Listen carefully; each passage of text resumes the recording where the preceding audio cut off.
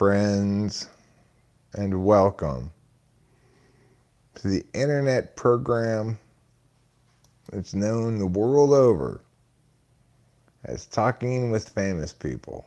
Do you want me to shoe the black and white cat again? Is he back? Yeah. Sure.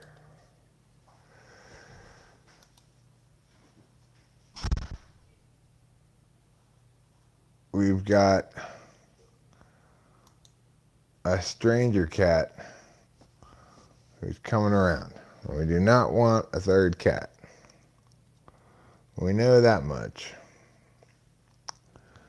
So this stranger cat's just going to have to get out of town. We do not need cat number 3. Fortunately, we feed the cats inside the house, so there's no way this cat's going to get any cat food from us.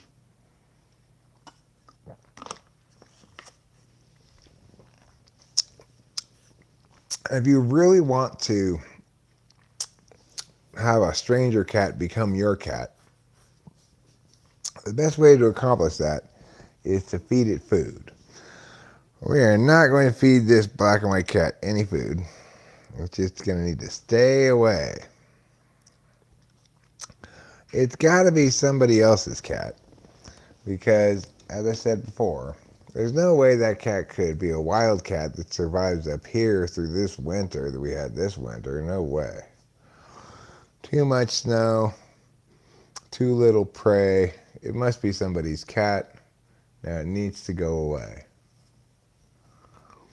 That's my saying that I'm saying right now. So tomorrow is a big day. We've got a lot of activities we've got to do tomorrow. A lot of tasks. A lot of driving. We got to go to Modesto. We got to go to Oakland. I plan to go to the mushroom store in Oakland, so I'll need to get some cash out for that. Then tomorrow, early, we're going to go see an Oakland A's game. The thing is, they play the New York Yankees. And here's the deal. It's a day game. It starts at like 1 p.m. 12:57 if I'm not mistaken, to be exact. But we've never been to an A's Days game. I don't think you and I have ever been to a day game together. No. For any team. And should be interesting. It's going to be hot, but we'll be by the bay there in Oakland, so I'll probably bring this hat as it provides the most sun cover. It's good thinking. And I'll need to update my Shea Langoliers signs. Now, I'm planning to get different seats tomorrow, actually. I'm thinking it might be better to get seats that are in the first row, but between the dugout and home plate. Hopefully I'll still have a shelf. We won't get free stuff, etc., but I don't care. Yeah, I don't care about that. I want a better chance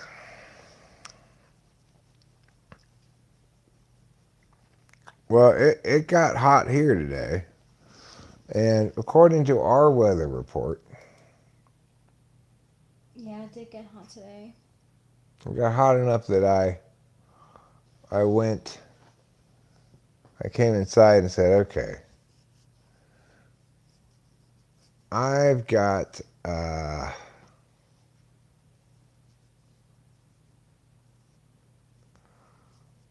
to go inside till it gets a little cooler.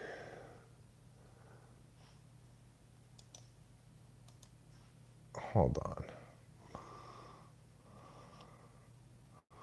Senator Rubio.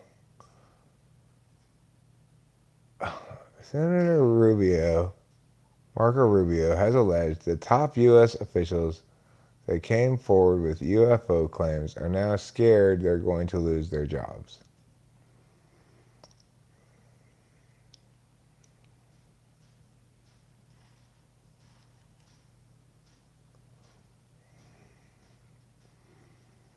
He says that they've come forward with UFO claims.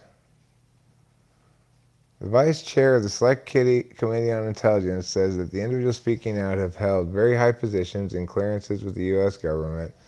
They're fearful of losing those clearances. Earlier this month, Congress launched an investigation into allegations that a top secret military program has a fully intact UFO in its possession.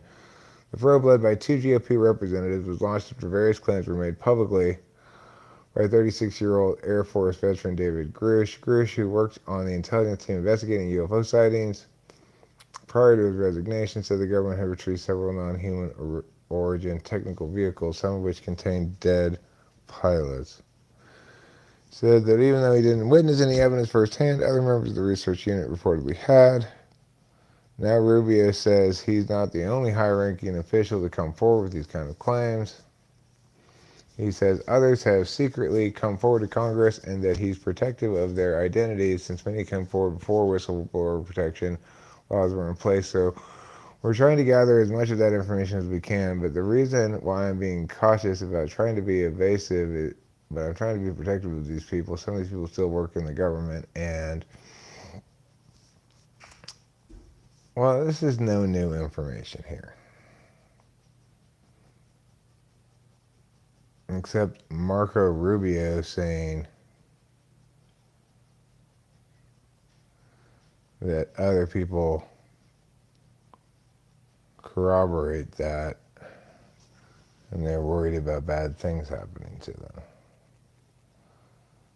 You ask yourself, like, what incentive would so many people with that kind of qualification, these are serious people, have to come forward and make something up?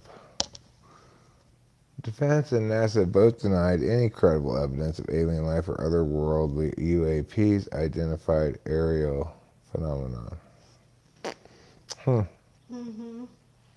There's no actual information in there at all. Interestingly enough. Except that Marco Rubio says other people have said the same thing, but names no names, etc.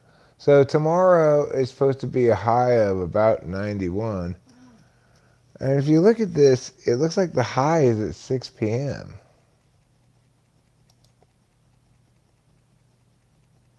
See that? Yeah. The high is at 6 p.m. every day. We're at 4 p.m. here.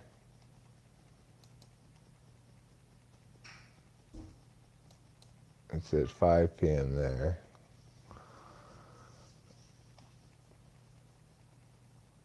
Let's see what it says for the 8th.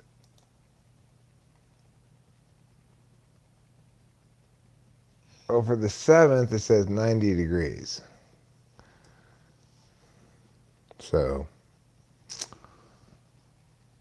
anyway. Hi, Encountering Jack. Hi, Jan Jams. I hope you're experiencing specialness in your heart right now. Okay, hey. Stop. Okay. Like, I want to get him toys so that He doesn't need toys. He has all of outside. Yeah, I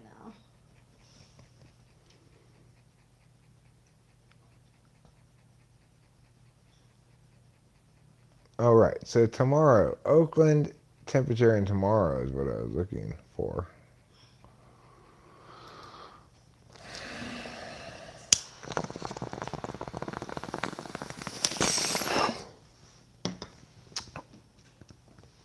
I'm going to type in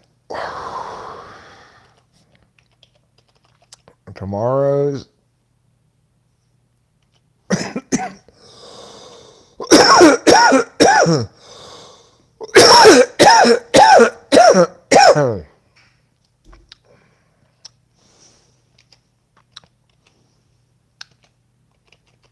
weather for the Oakland A's game. Well, looks like you're right, Winston's mom. It's saying we're looking at a high of 73 tomorrow in Oakland. It is right by the ocean, so it's going to be a little colder than it is further away from the ocean.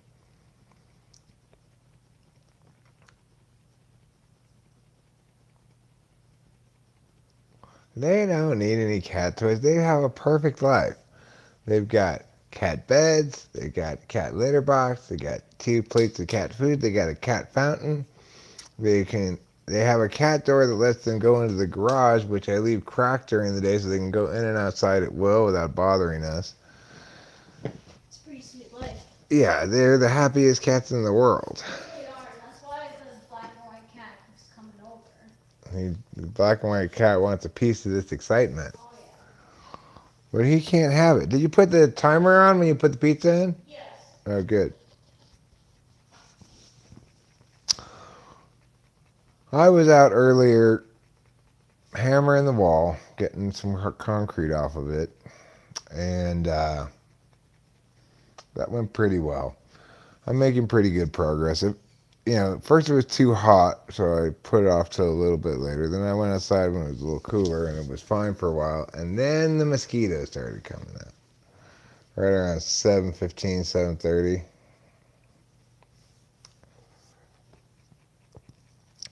No, he just wants to. Trouble wants to play with the cord for my microphone because that's how cats are. When they see a cord moving around, they think like, "Oh, this is for me to play with."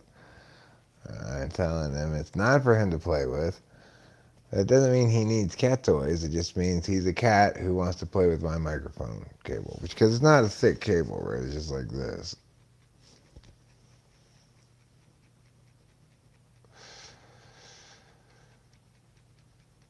Well, remember, it's Canadian smoke, so it's a little bit healthier than American smoke. It's got more maple syrup in it. I burned myself today doing something very good that I needed to do.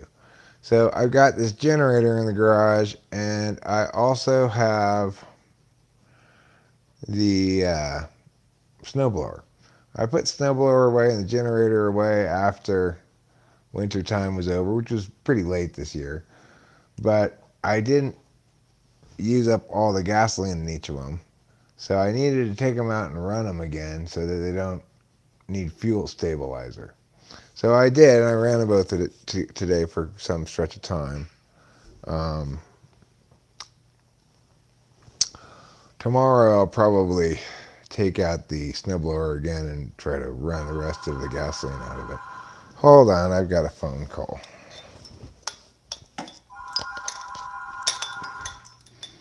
It's probably Chawa. It's almost always Chawa.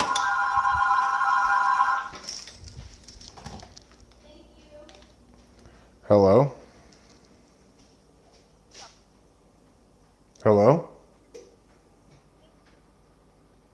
Like, hello? Hi.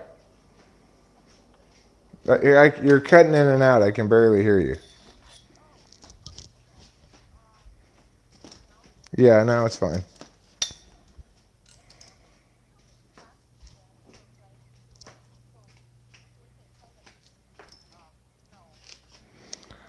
Like between 5:45 and 6 o'clock.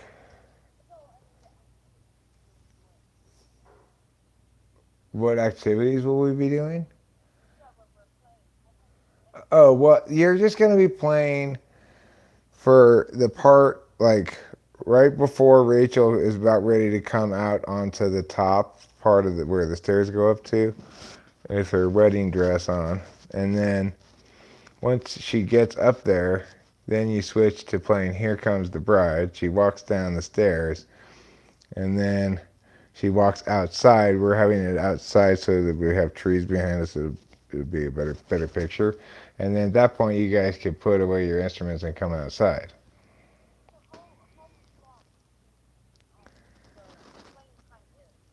Like 15 minutes max, less than that, really.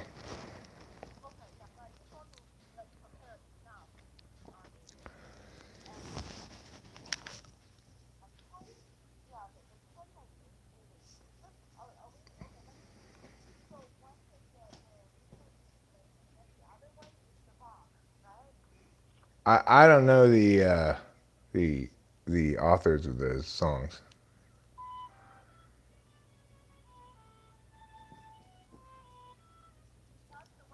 Yeah, that's the one for before Here Comes the Bride. So you just play that for a while, and then if you wanted to have another wedding-ish kind of a song that's like that, um, available if you get tired of playing that one over and over again or something. But it shouldn't be a super long time. It's just like we'll cue you to start playing the Mendelssohn part, like 5 minutes before Rachel comes out or something.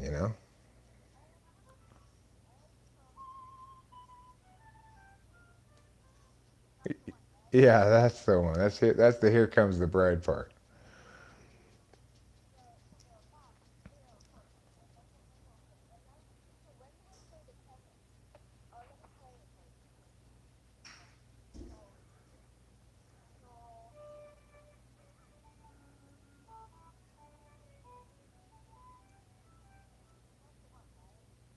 I mean that's great. That's a great song. I like that one. I'm not sure if that was what I was saying or not, but that's great. That's fine. So it sounds like you have three songs there, right? Okay. So you play the the Bach one is just when Rachel's walking down the stairs. Okay. So that's just going to be played for a short period of time. The other two can just be are just like preparing for this the entrance of Rachel. So you just play each of those for a few minutes each, and then Rachel will come out.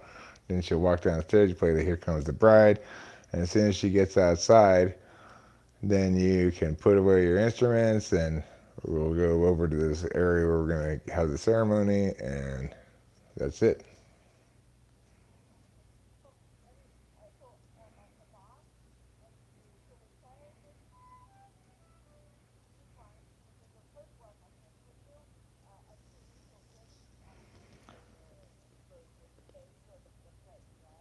Yeah. What's the other one you played?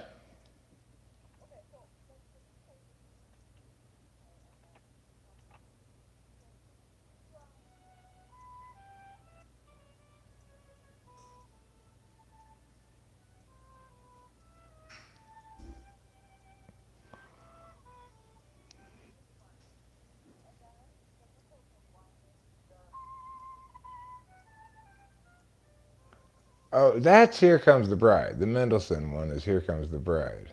Or that's the beginning part too. Here Comes the Bride, right? It goes dun, dun, dun, dun, dun, dun, dun, dun, dun, and then it goes dun, dun, dun, dun, dun, dun, dun. That's a different song. But then it goes into dun, dun, dun, dun.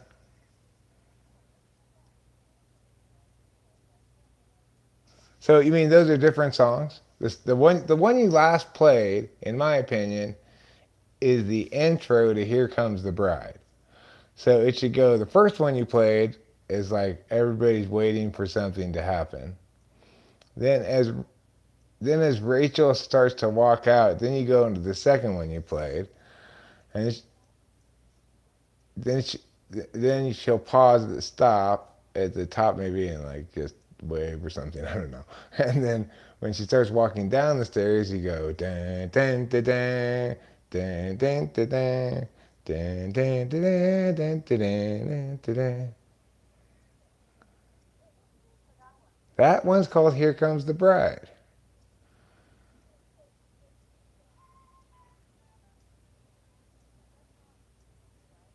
No, no. Well, I don't know. I think of that as like the intro part to Here Comes the Bride.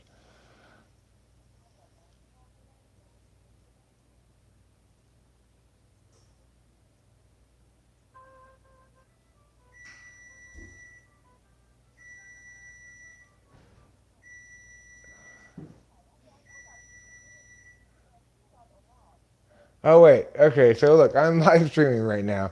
Cat Down the Road says the wedding march is usually played at the end of the ceremony.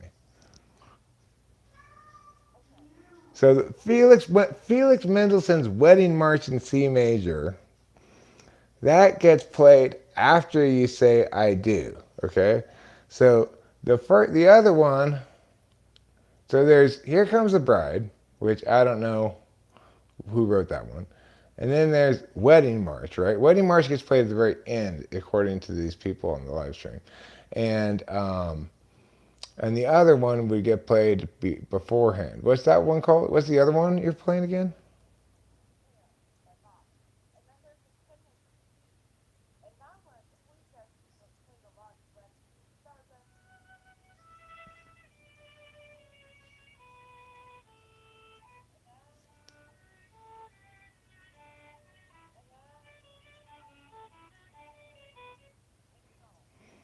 Yeah, well, that one's good too. I mean, basically, according to the people online, the wedding march should be played after we say I do, and then just long enough until we walk back into the house. I guess I don't know. And and then Here Comes the Bride should be played when we're walking down the stairs, and then the other one you had that goes. Are we doing praise you?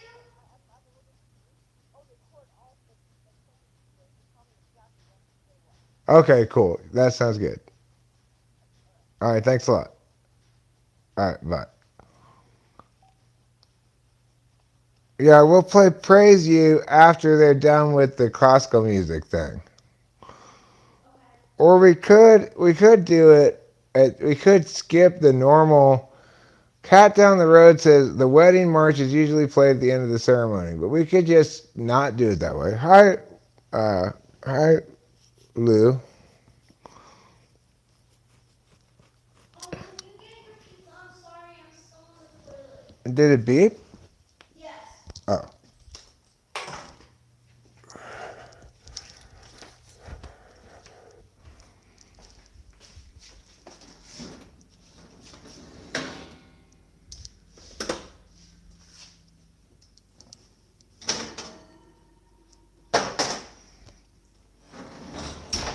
there it is. There's my pizza. Looking pretty pizza-tastic, huh?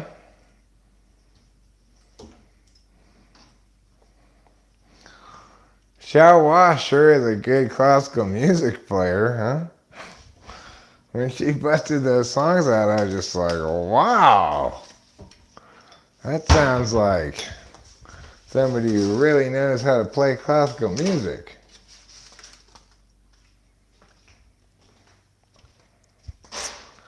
That's pretty sweet. I gotta say, like, they've already gotten us a couple of gifts too, but the best gift is having them play classical music at our wedding. Because think about how good this FE juiciness is that I'm going to get to enjoy. So, on the Saturday before our wedding, Rachel and I are going to go see the Yosemite Mariposa Symphony Orchestra, which our neighbor Les is the conductor of.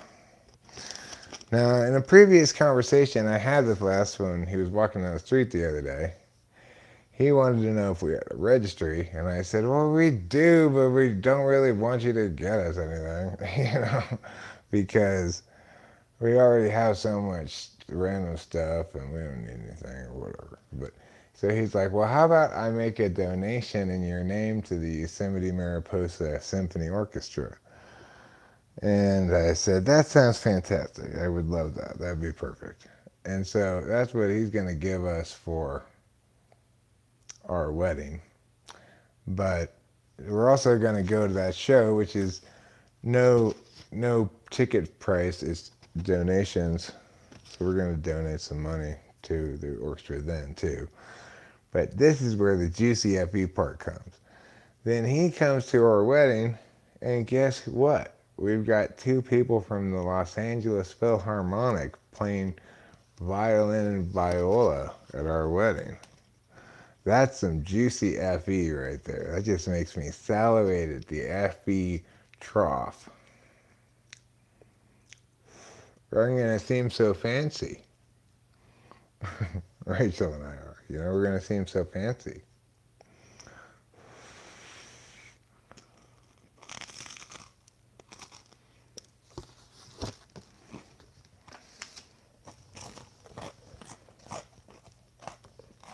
And, you know, our neighbor is going to have plenty to chat about with Chawa and Hui because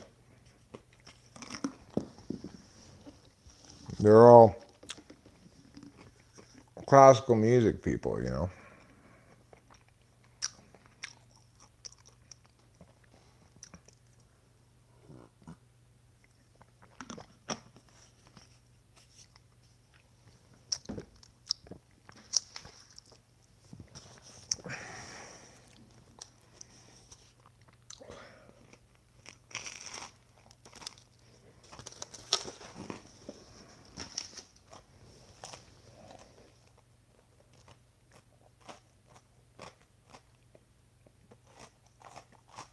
Well, here's the thing.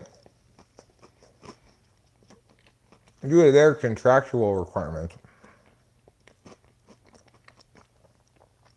I can have the sound of them playing the music on the live stream, but I can't show them on it, playing it. So, that's fine. We'll tuck them away somewhere where they're off camera, but on audio. I think I'll probably use the laptop to stream that part anyway, so I'll have a good, I can have two different mics going, you know. And then we're only going to be streaming the ceremony part of it because for all the other parts of it, there's going to be too much copyrighted music.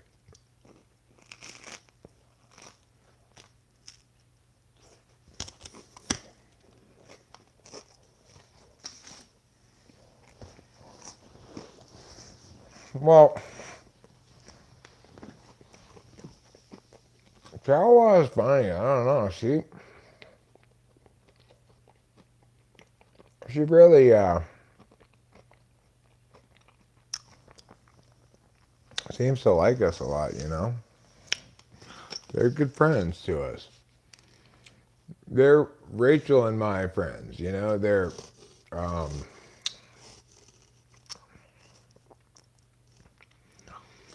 I didn't really become friends with them until I got with Rachel around then. Before that, I just kind of worked for them occasionally or whatever, but they're friends that we made together, so.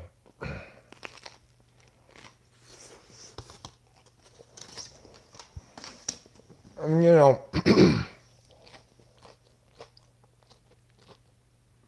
not this upcoming Saturday, or a week from Saturday. Don't get ahead of yourself, cat down the road.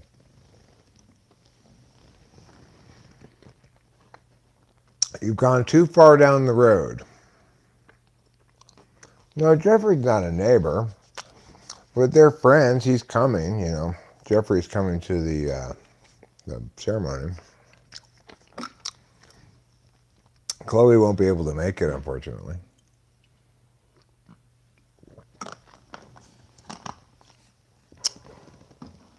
Yes, Rachel plans to have a father-daughter dance. Sort of scheduling this whole thing is tricky, you know. Yeah, Jeffrey's in high school.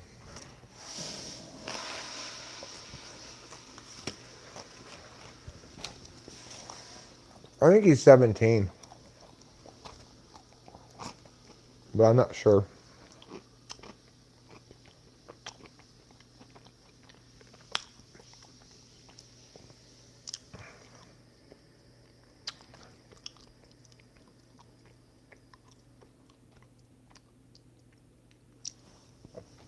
That is good, Lou. I'm glad you're less sad.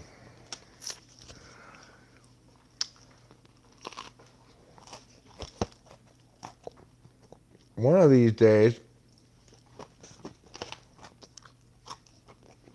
you might make it all the way to happy. Wouldn't that be crazy?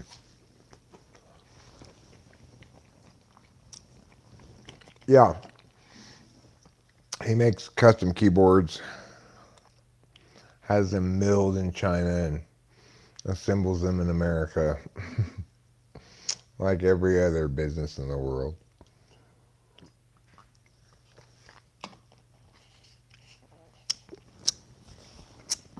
Keep that in mind, Winston's mom.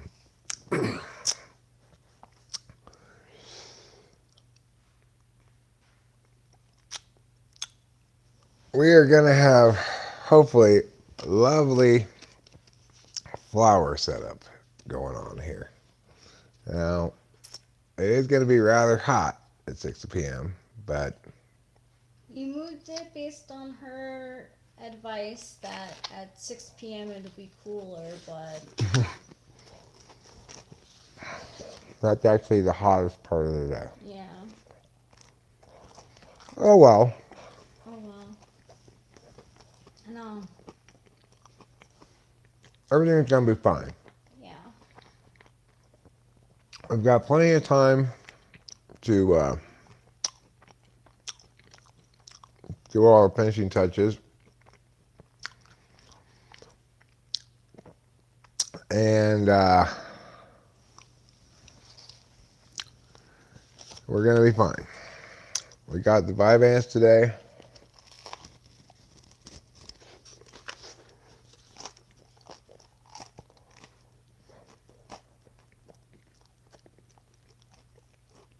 No, we just did digital invitations. Um, no, we're not inviting the stranger kitty. No, we're not inviting the stranger kitty. We're happy with 2 kitties. And knowing that the way Trouble will not be anywhere to be seen. He's going to be off hiding somewhere.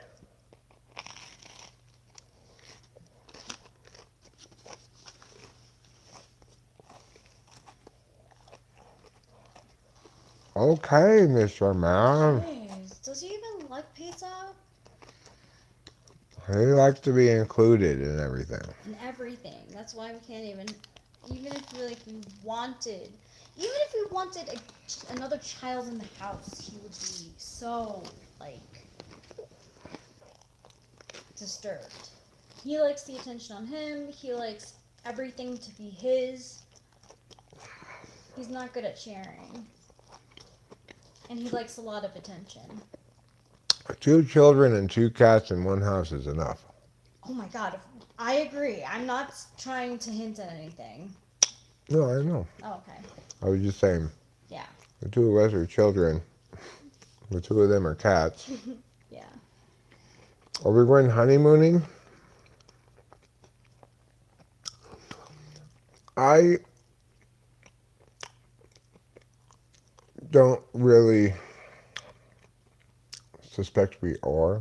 I don't think we are either. We kind of decided to put the money into the house. Yeah, well, and then lately we've been incurring a lot of wedding costs. We had to order a bunch of stuff off of Amazon. We still have to order chairs. We still have to order chairs. That's going to be expensive. So,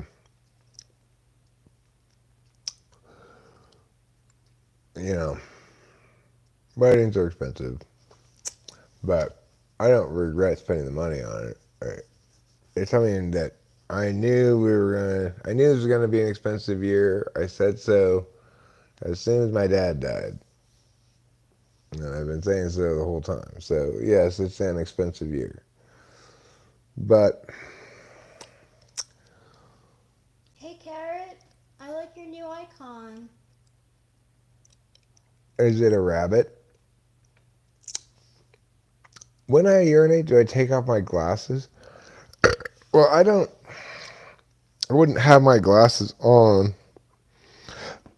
because I would take them off when I stood up. Like, I only put on my glasses to read things. So, walking from room to room, I would never have my glasses on. Now, yes, we are having it at a venue, and that venue is called our house.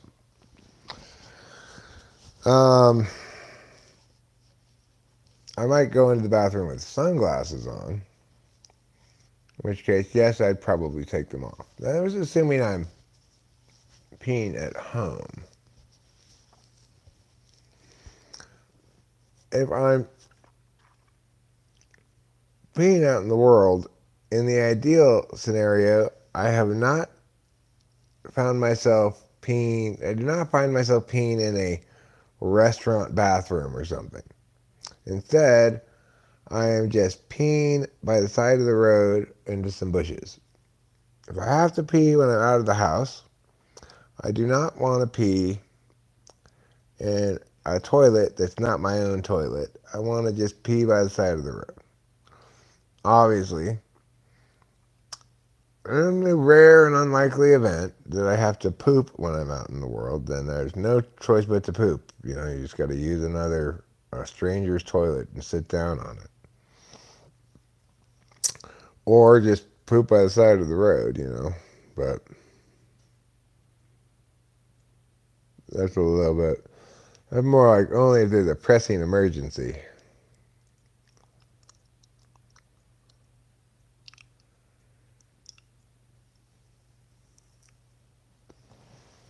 So there's the answer to your question, Winston's mom.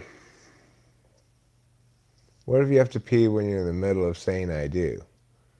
Then I will have planned very poorly. Because if I have to pee that badly, and I'm saying I do, then I had to pee reasonably badly 15 minutes prior to that. So I should have gone pee at that point, you know. I don't anticipate that I'm going to be that bad at planning my peeing that I will neglect having to go pee super long. And so much so that in the middle of saying I do, I say, I can't hold it anymore, and I just wet my pants.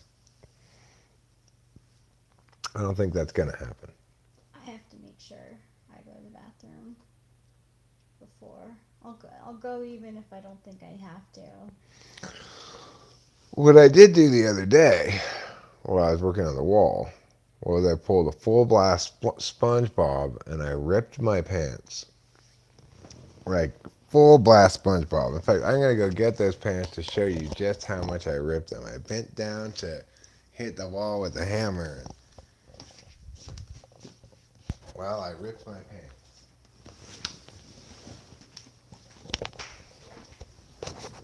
Hi, everybody. It's funny, like, I like to wear black because it's easy, but I've never realized how light my hair is until comparing it to black. Here he comes with the SpongeBob pants. That is what I call ripping my pants.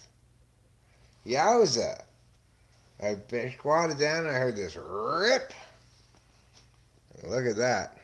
You can see Rachel's head through that rip.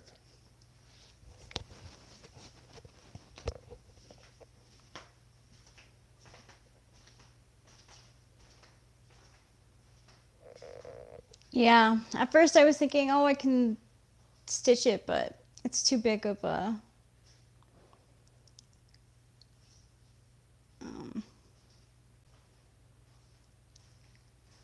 it's too big of a hole. Karis is so grunge. Yeah, and he hulked out for sure. Rachel? Sorry? How would you like to try putting up some curtains in the day room? Ooh. We got the green curtains there. Okay. Let's give it a try, everybody. We need some rods. We do need some rods. This is 2 panels. Well, let's grab a couple rods. I'll get...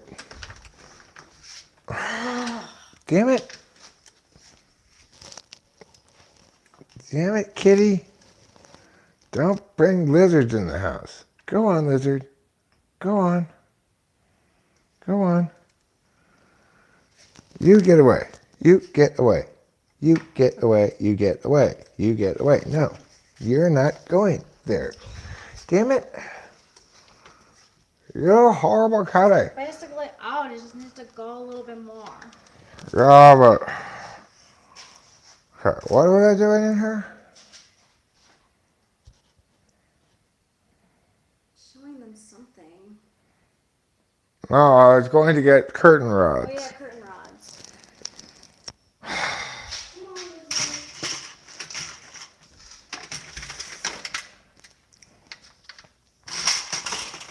Alright, well, we'll bring 2 of each size just to see. There, good job. You got him to go into the garage. Now, with that door open, if he's he'll have a chance to escape. Yeah. But if Pee-Pee's smart, she won't attempt to bring him back in. well, hopefully he'll be like underneath him where she can't get him this time. Can you bring those curtains?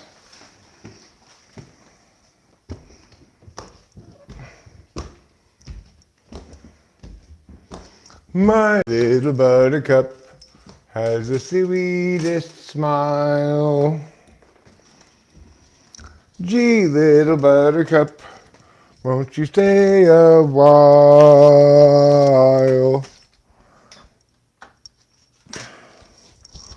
Maybe the back window? You want that one? Yeah. Okay.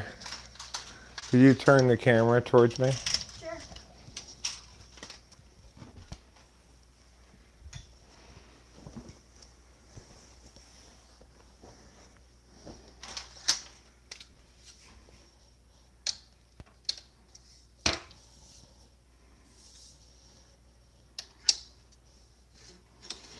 I don't think this is really made for this, but let's try it anyway.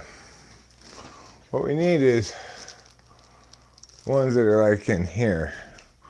Let me go look and see what those ones look like. Okay. So this is the day room, guys. This is the messy bed where I go to sleep after I fall asleep in bed.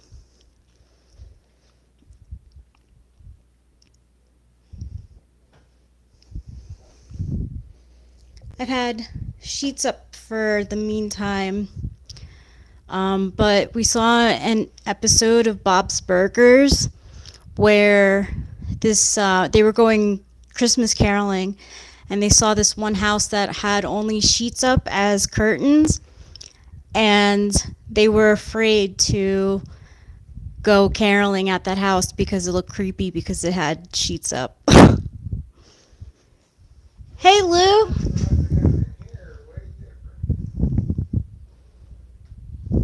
Oh, really?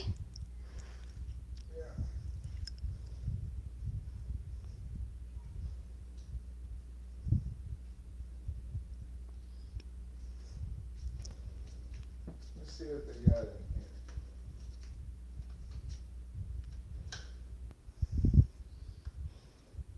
here. Just press the top button.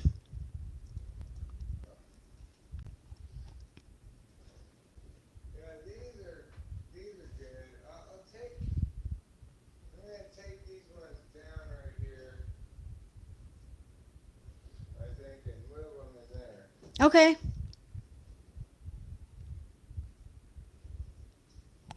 He's gonna take the pole from the other room and put it in, from the blue room, and put it in the day room. You know what? Let me just go see if I have more of this hardware somewhere. Yeah. Probably a good idea. You just stay here. I'll be right back. Okay.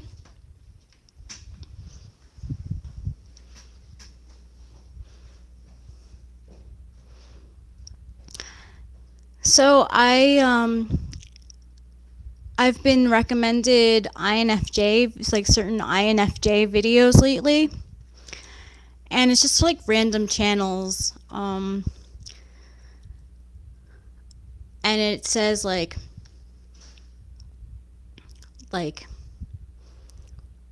what characteristics, these characteristics make up and INFJ. And basically, like, they were saying that INFJs are like psychic. And that's like not true. Um, I may be able to determine whether a couple is like truly happy together or not, but I'm not like psychic in the sense that like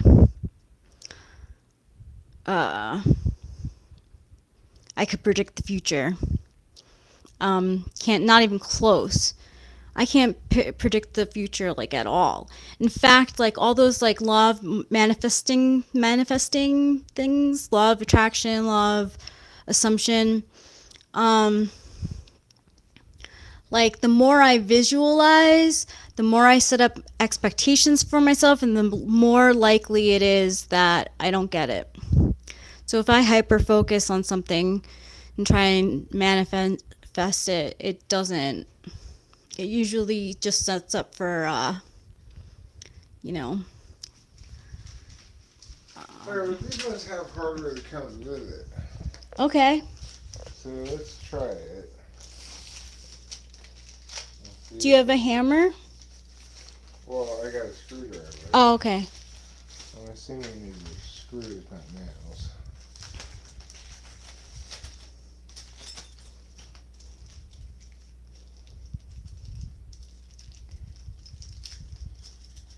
And I am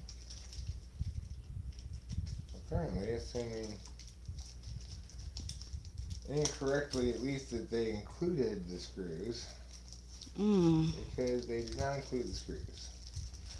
So I'm going to have to go down and get a few screws. He's got to go down and get some of the screws. We don't have screws to put the rod in. How does this work exactly? So it'll be hanging. What the go heck? into It's that? supposed to go in. You think, right? Yeah.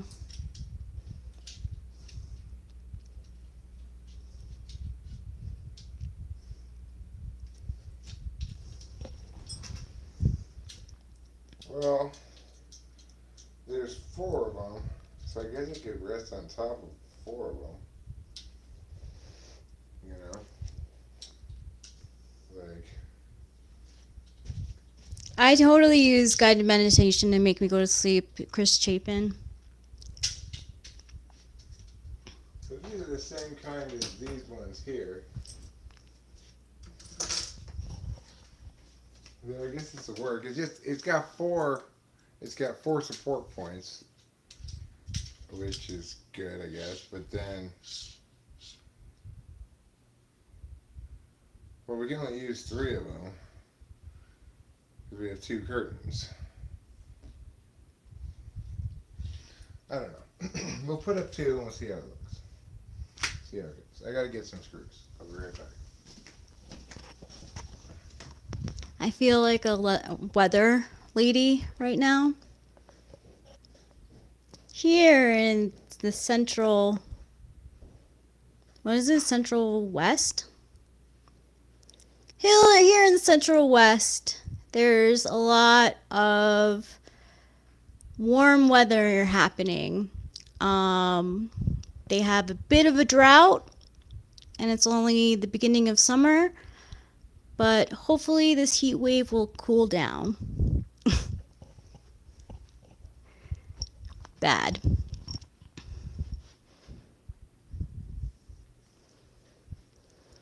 That stuff is such crap.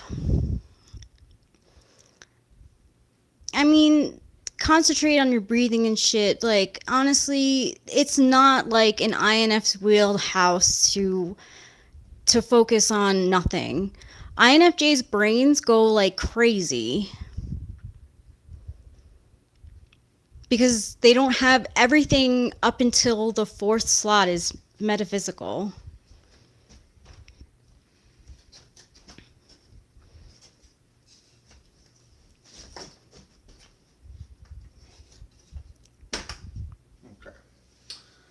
So,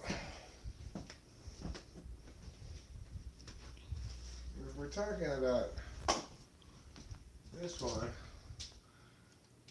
this is the same hardware as we just took out. But, let's see.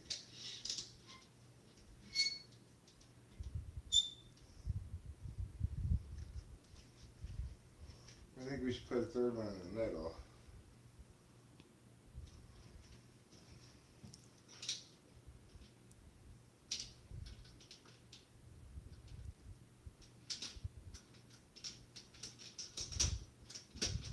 No, it's supposed to be like that.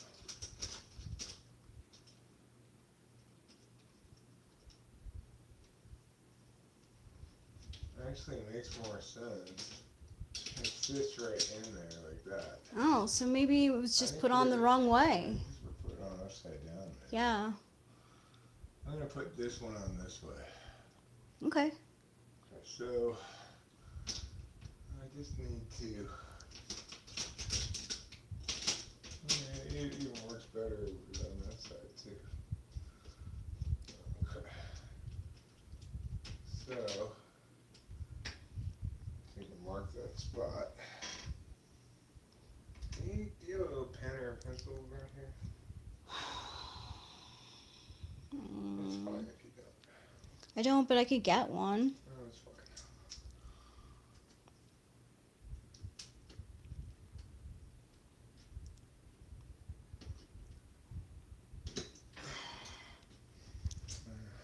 I need my glasses anyway. Let me go get my glasses, I'll get a pen, do this thing properly.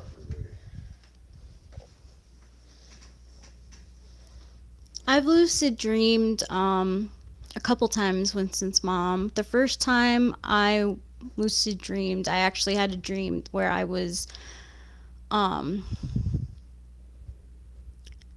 well, actually the first one that I remember that was pleasant as in a lucid dream was I was staying at Stone Harbor in New Jersey with my family, and I like woke up and the sun was coming through the windows, and I got up and went towards the window, looked at my cousin who was sleeping, and my cousin was in there and she was sleeping.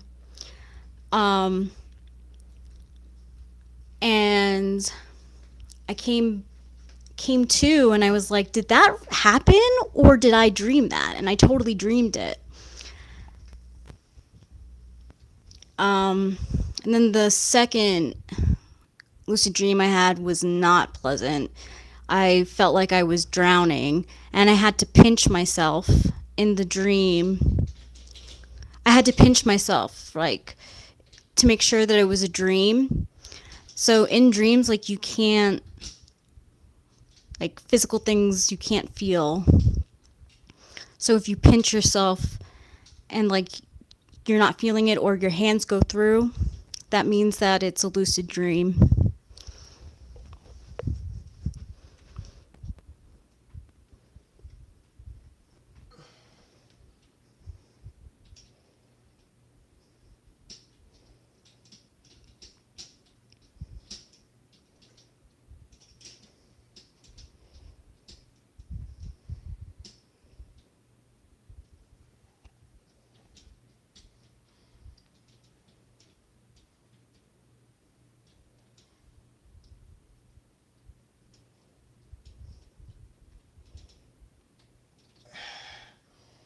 Okay.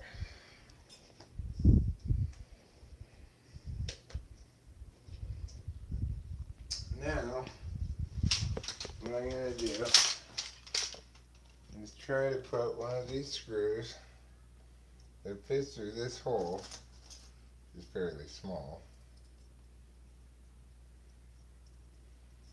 This one fits.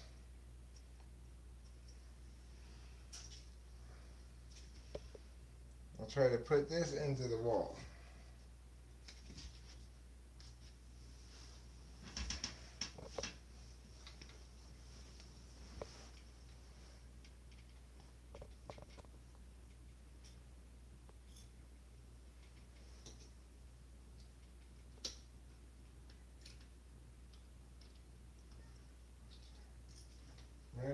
have to get a different kind of screw because this is actually a nut. Oh.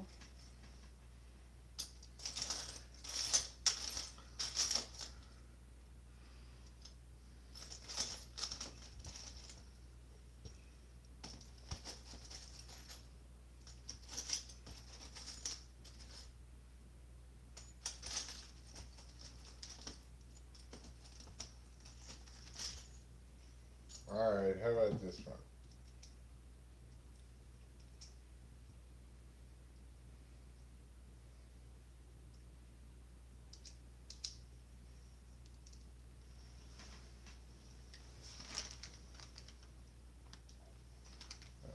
Sweet.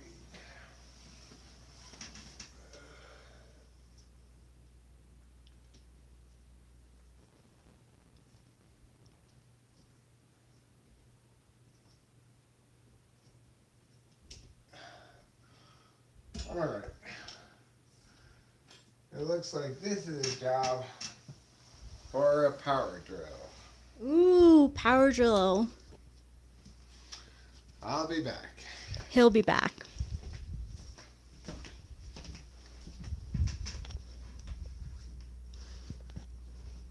Hello, friends. What did you say? I'm a bit behind in the chat, but I kind of think one of the types of meditation I do as just a small shift to the observer mode is that I find so comfortable. It's just that it's observing the self. I had to do that one time for an acting class that I took. He said the teacher said that the assignment was to observe our daily habits and then act them out. It was one of the hardest things that I had to do. Like I did not want to do this at all. It took basically until like the day of or like the day before for me to actually like observe my behavior, and I didn't really.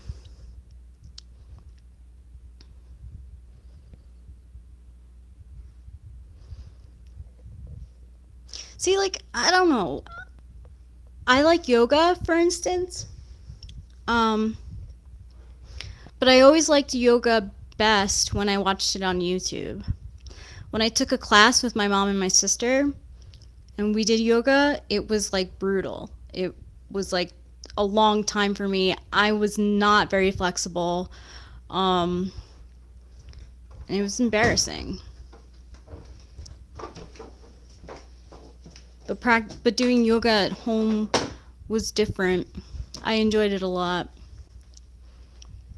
And I would use Yoga with Adriene on YouTube for yoga inspo. Oh my god, that's the same yoga instructor I use. Oh my god, that's so much like so fated to be.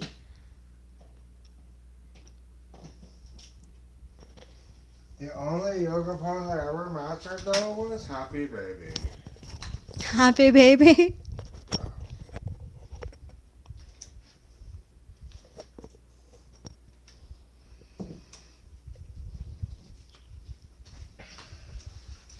Okay. So, I'm not even really sure I should bother doing this right now because I think we should get these kind of curtain rods. Watch out for the cord that we have in here. Oh yeah. Those are much better. Right? Now, these curtain rods, I was looking at them.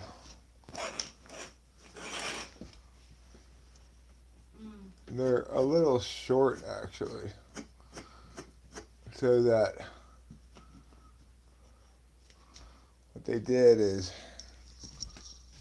unscrew it a little bit from that side because it's a little too short. So this is not ideal either, you know? No. But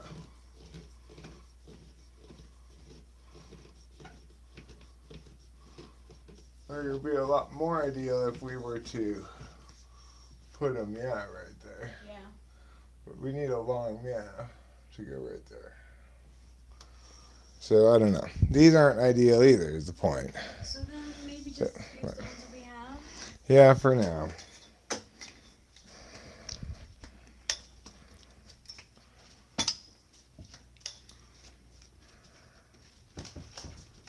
Okay. So now I'm going to get a drill bit from the box.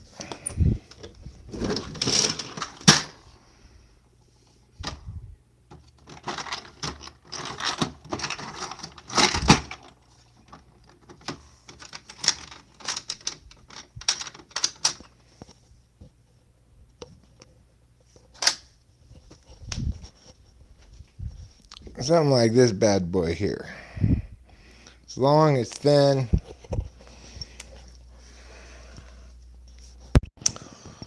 It's good for drilling guide holes.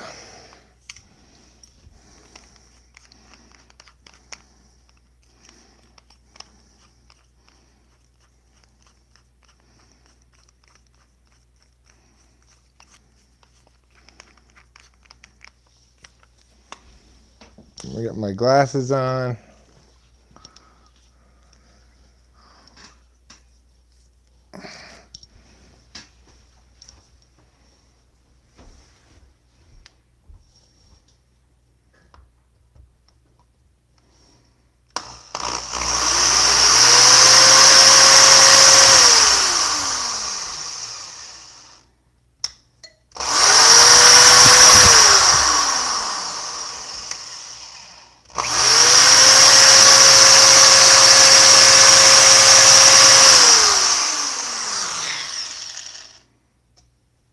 That's metal back there. I can't drill into that.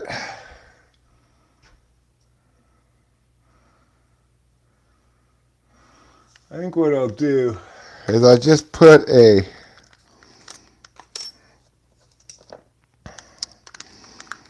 screw. That's weird. That's metal back there. That is weird.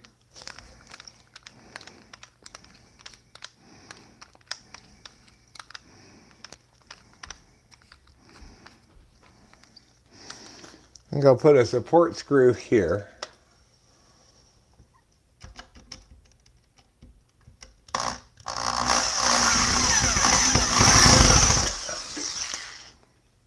It's a lot tighter. I'll do one on this side as well.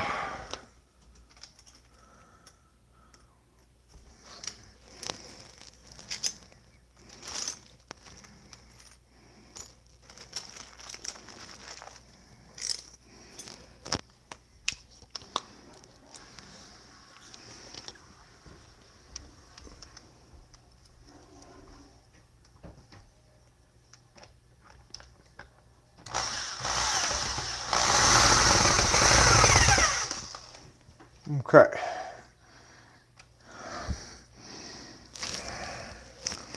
Now, those should be reasonably secure with the addition of that screw.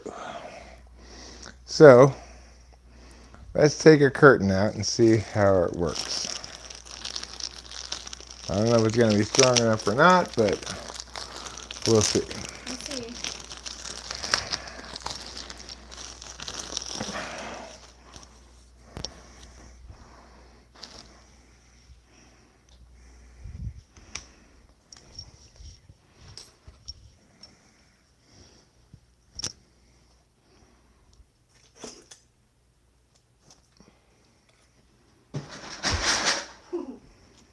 Sorry. That's all right.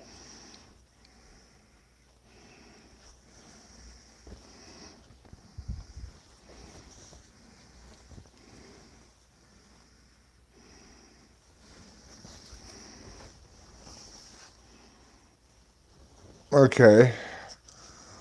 So this has got these loop-de-loops that you could put this through. Like so.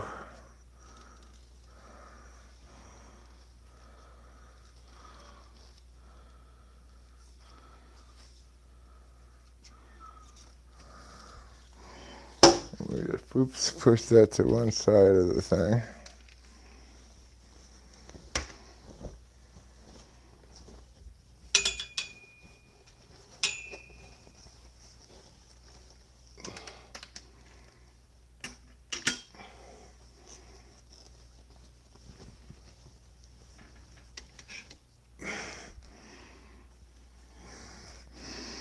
Now we get the other curtain.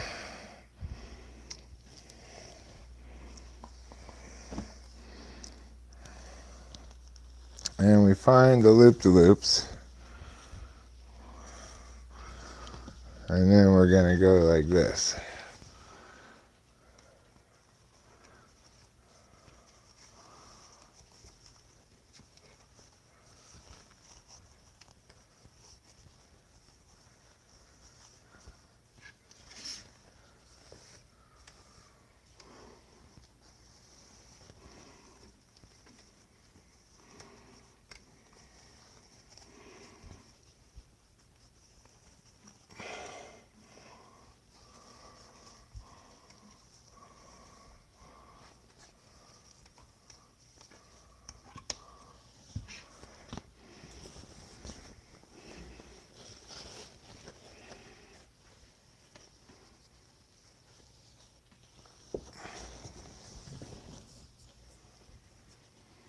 That's great.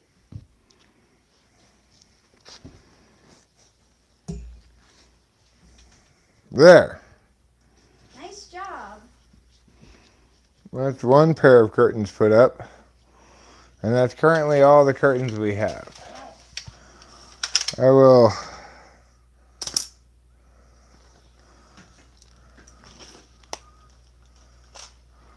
take all this stuff back to the garage.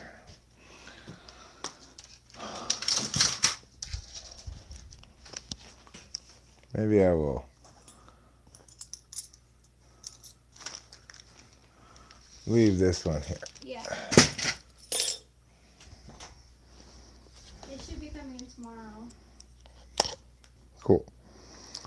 But these other ones, they're not the right size.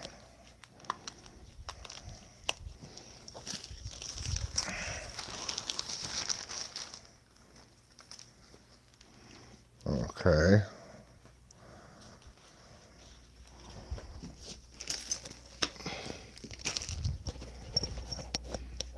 Here's this.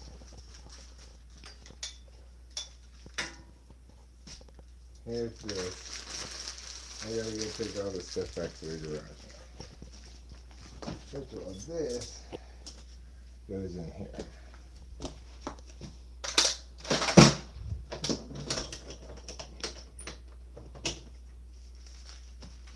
Now,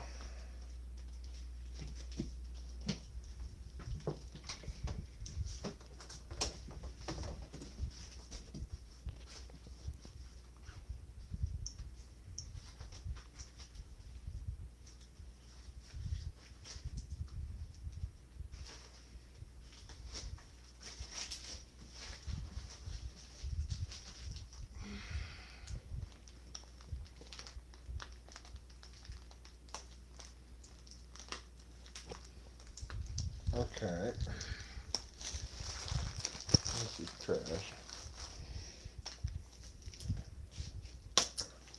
Alright, and then I'll come back for this other box. And for this. So I've never had this happen, but my friend, my old friend Jen, she used to have dreams that would come true. Like one time we went out east and we like for some reason, I don't know fucking why. It's so dumb.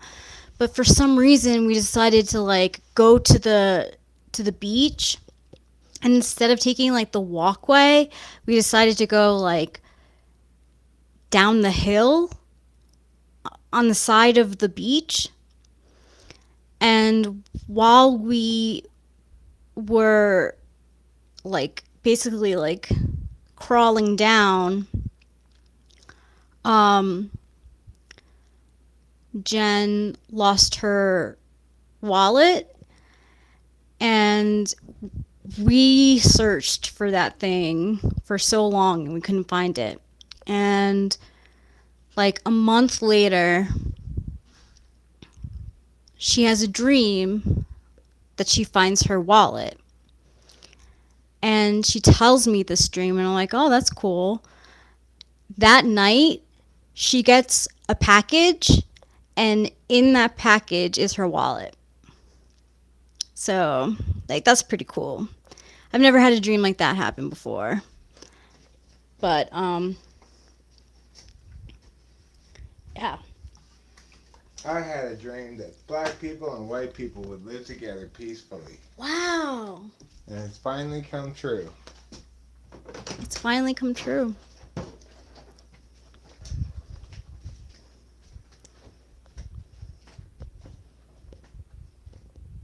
I heard the new Gen Z thing versus millennials is that Gen Z says that curling your hair out, like that way, is out. It's like having a side part, and curling your hair inward is the new way to do it. They talk about how, like, YouTubers talk about how, like, the like differences between the millennial generation and the Gen Z generation are like so petty. Like the things that they fight over are so petty.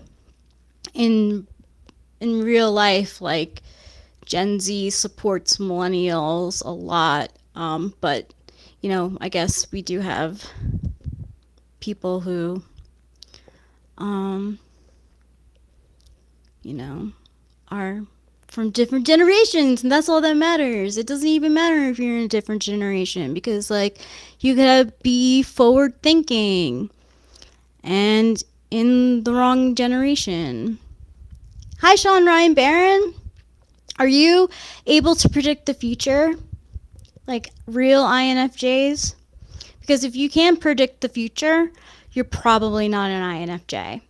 And I'm just joking because I saw this YouTube that said that INFJs are psychic.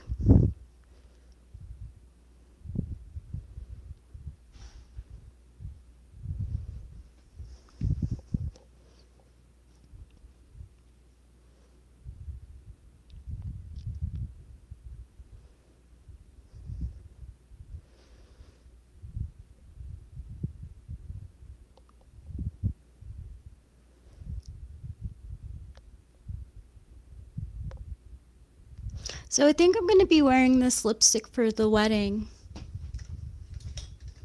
It's a nice neutral. And your hunches? Yeah, but it was more like I get hunches and sometimes they're right. Sometimes they're not. Sometimes they are. Um but I'm not psychic. Like I wouldn't say like I can predict like the weather for my wedding day. And that's what it was kind of like that's kind of like what they meant by like psychic.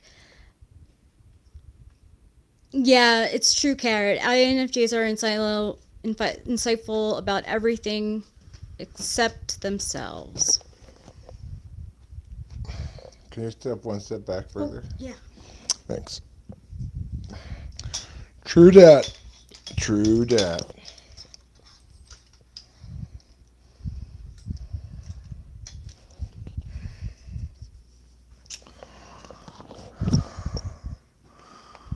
Oh, thank you.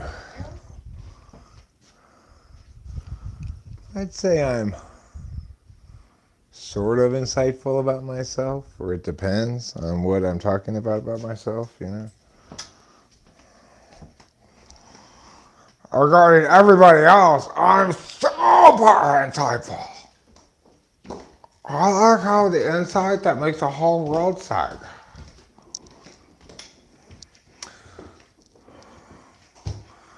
Benevolence Siticorum. So that's a fancy name.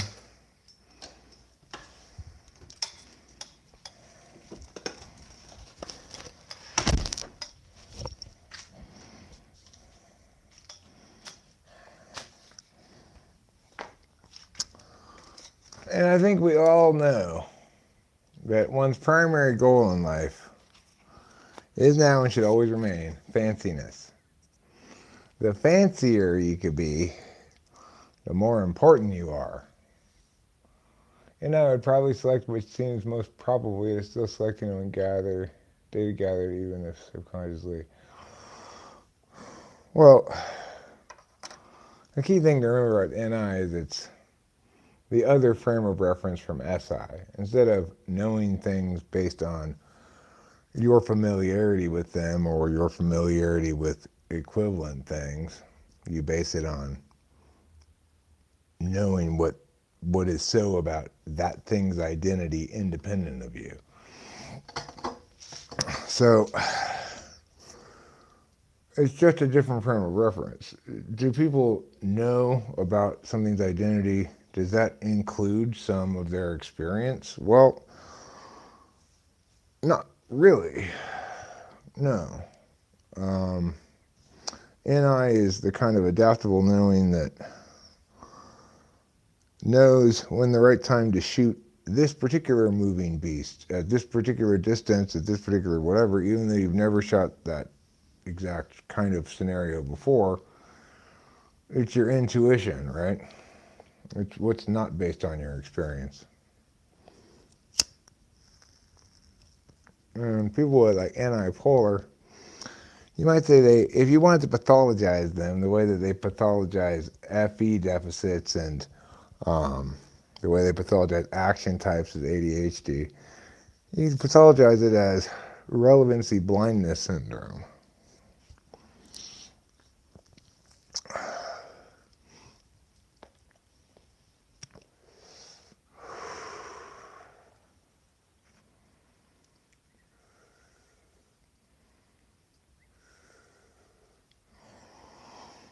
It's understanding what's most relevant to a given thing, what's most determinate. That frame of understanding is not the same thing as a form of knowing derived from experience.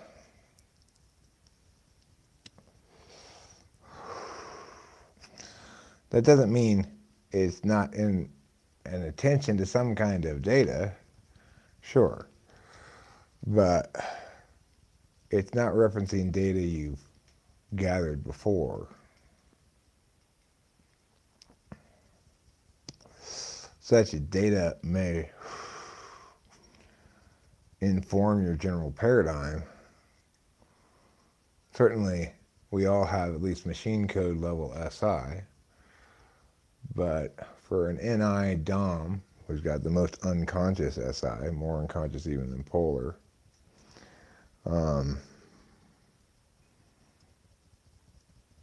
there's, the SI part's very unconscious. They can't recall instances of using SI to inform themselves about things very easily.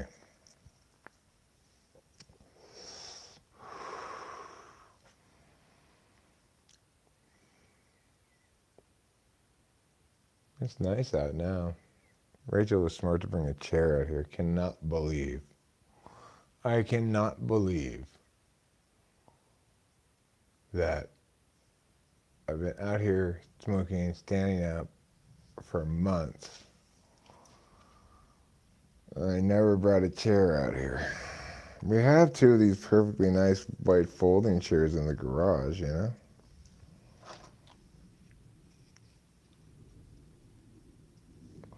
Would I rather kill an innocent person than immediately forget you did it, or not kill them, but spend the rest of your life believing you did?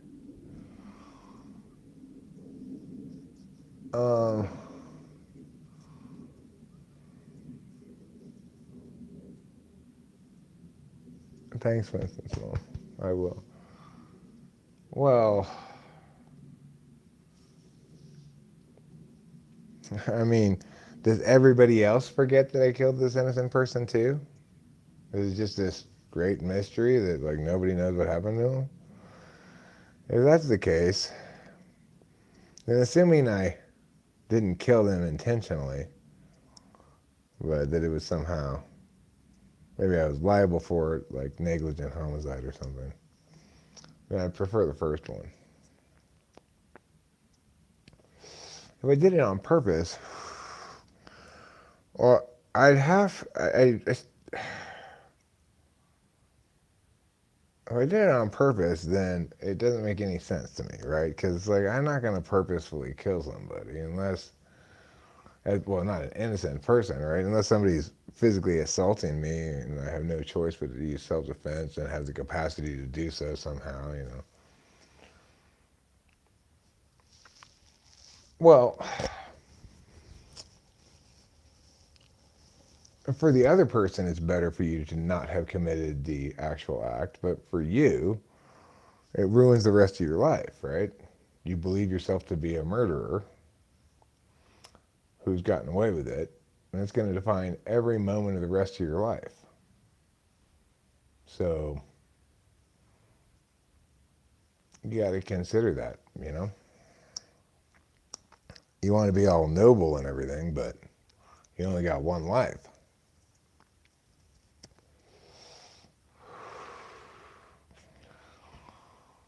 Well, I mean, the thing is, the truth for you in this scenario is that you killed the guy, right? Even though that may not actually have been the case in terms of defensible articulation of reality.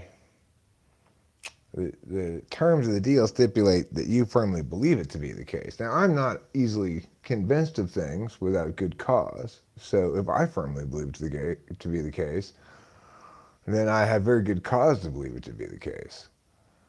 You know? So at that point, it becomes a little bit lacking in verisimilitude. Well, yeah, the impact for the guy who got killed is he is killed. But the thing is, I'm not him. And I'd rather blithely be unaware of the fact that I presumably accidentally killed somebody than be unavoidably aware of a false reality that I did kill somebody, you know? That's why we can't measure things by impacts.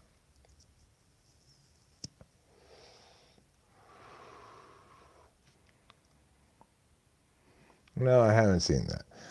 Those kind of hypotheticals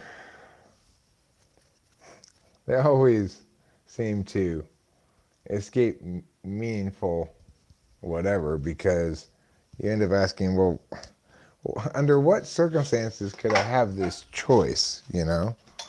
Presumably, at the point when I have the choice, I'm going to do everything I can to prevent either of those things happening. It's hard to imagine a scenario where I'm faced with exactly those two choices and can't think of any other alternative approach to things, right? Yeah, Jesus died for our sins. And who knows why that guy died? I don't even remember killing him.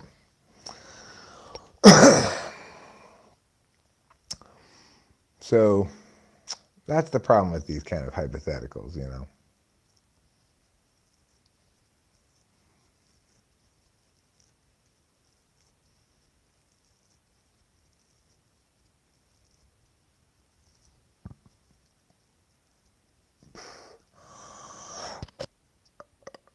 Well, I'm feeling a little bit of heartburn.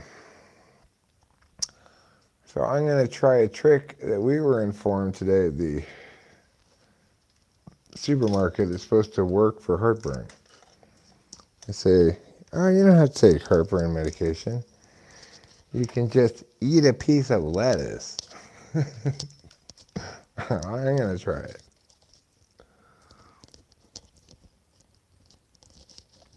I don't wear glasses normally. The only reason I have glasses on right now is because I'm live streaming on the phone and trying to read the chat on the phone. But I just wear reading glasses for small stuff.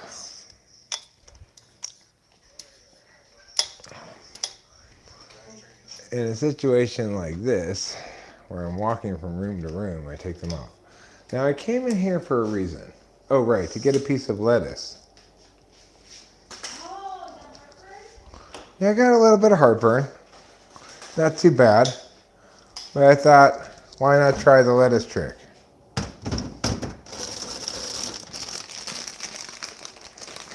Let's see. And then I think to help my heartburn as well,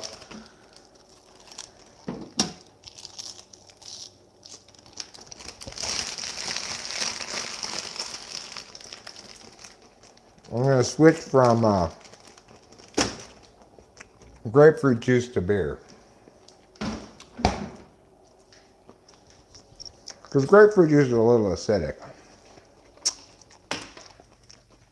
Tad bit.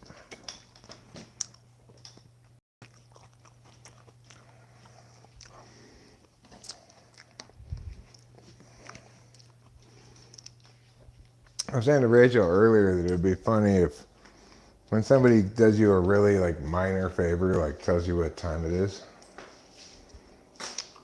Hey, you know what time it is? Oh yeah, it's 8:20. Oh my God, thank you so much. You are exactly like Jesus. What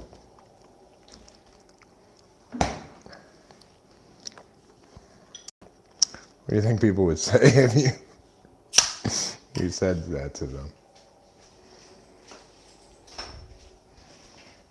They'd probably say, I just told you what time it was. I'm not exactly like Jesus.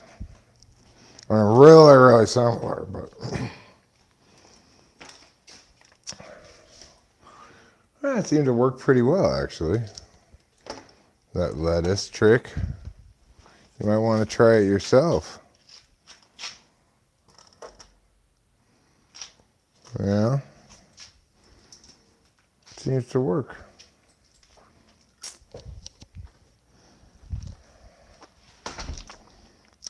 But probably not. I try to live my life just as Jesus did. So I got myself crucified. I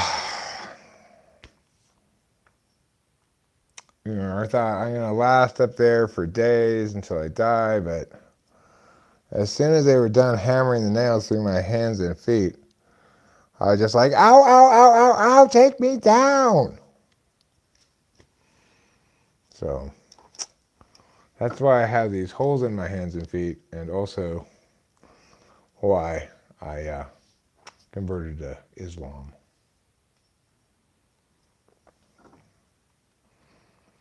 Because they didn't nail Muhammad up to a cross. They just let him get away with murder.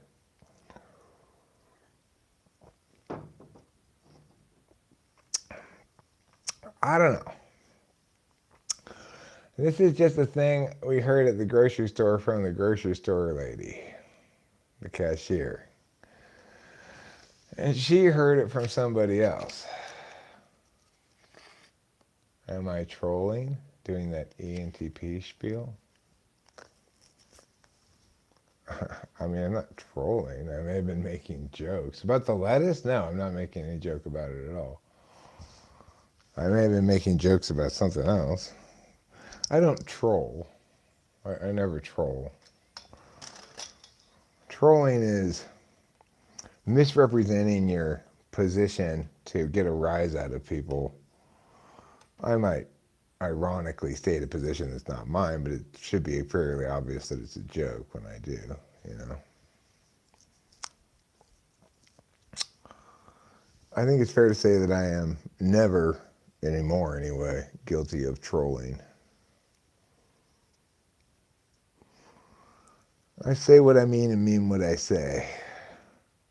Sometimes I'm joking, but that's, that's a separate category of saying. Are you talking about the Christianity crucifixion thing? That was just a joke. Obviously, I didn't get crucified and convert to Islam. still Christian. And I have no holes in my hands.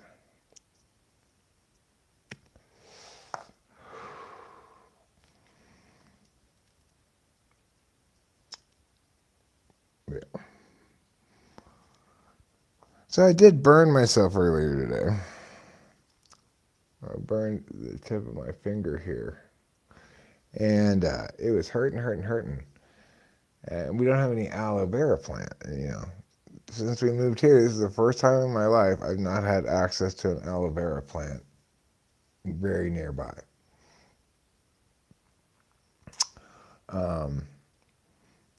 But what I decided to do finally, because it kept hurting, was I rubbed on it some of the goo concentrate that I have. Not the crumble, not the shatter, but the really gooey stuff. And it worked like instantly. It was crazy. I put some concentrate on this finger, it stopped hurting like immediately. Pretty weird, huh? Anyway, I'd still like to get an aloe vera plant. Something we need to get, something on our list. And as we're getting all these things that have been like on our vague list, like curtains, for example.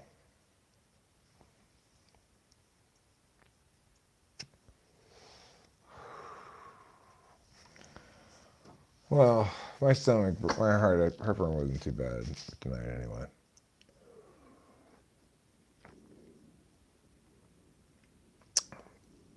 But I usually eat antacid circles,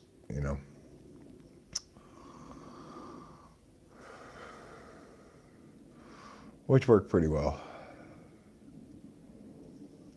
But I remember, I don't remember exactly when it was, a week ago or something. I was having a lot of stomach acid and I was eating a lot of those antacids, and then I puked my guts out. So sometimes you could eat too many antacids, maybe.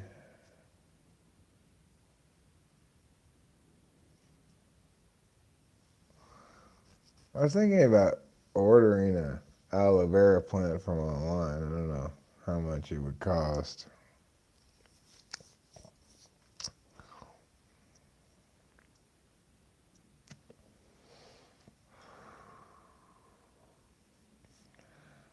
I'm not going to dilute any grapefruit juice. Don't be silly.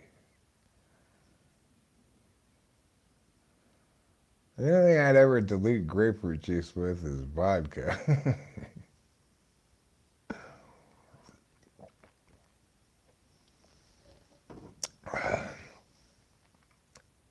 No, I haven't done Coke since I did it once when I was in Laverne.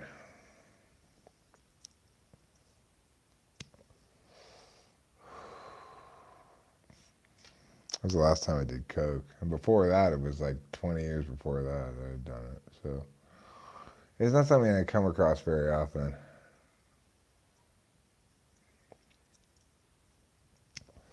I'm currently on Vyvanse and feeling fine, you know. I'm not feeling especially thwacked out or anything. I just took one, and we just took one.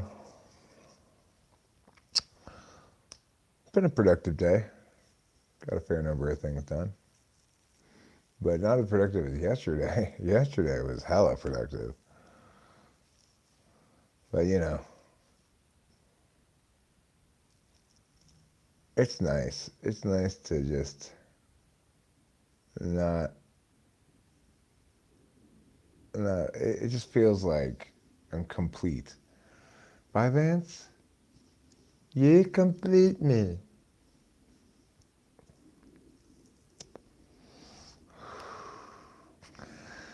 Yeah, it kind of does give me front stack SE in a way. Like, not front stack, but I just find myself restless with just like watching TV or something. I just go, well, I might as well take out this, or I might as well do, I might as well do this, I might as well do that. Pretty cool.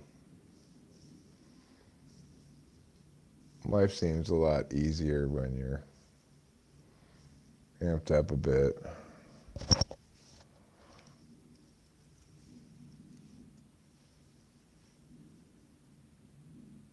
Well, I mean, the thing is, Vyvanse is a much better drug than any other speed I've ever had before. If you're talking about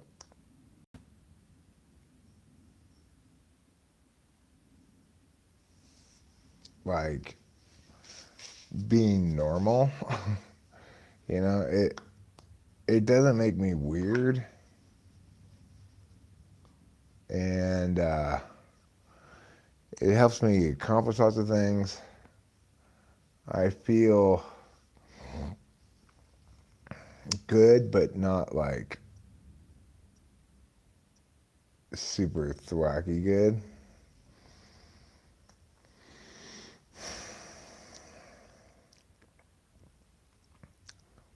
I don't know. That's really interesting. It works differently than um, Adderall does. I'm not exactly sure how, but it's like Vyvanse, it doesn't make me chew up my mouth. Um, it's less like, but you don't miss it. It's weird because I'd expect to want more of the like, oh yeah, give me the drug tingles. But Vyvanse is pleasantly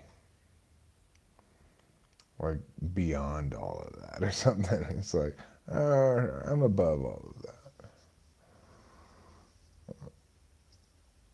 It's expensive though. Costs almost $400 a month. So a lot more expensive than Adderall.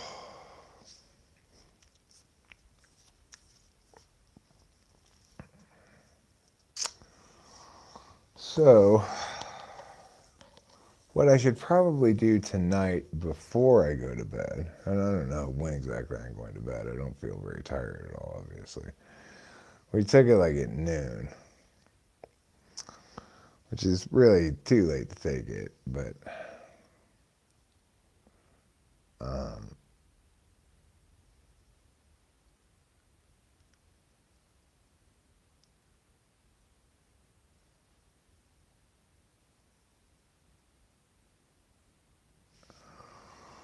yeah, it does have less pronounced side effects.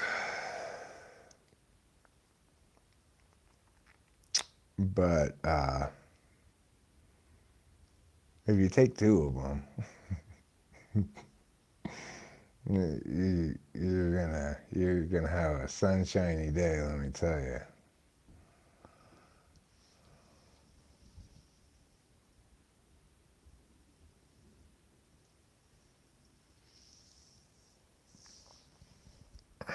Hi, Acacia.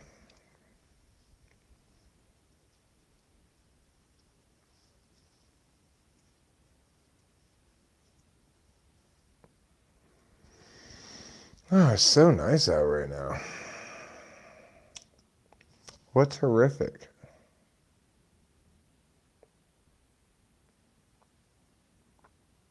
Remove spacage?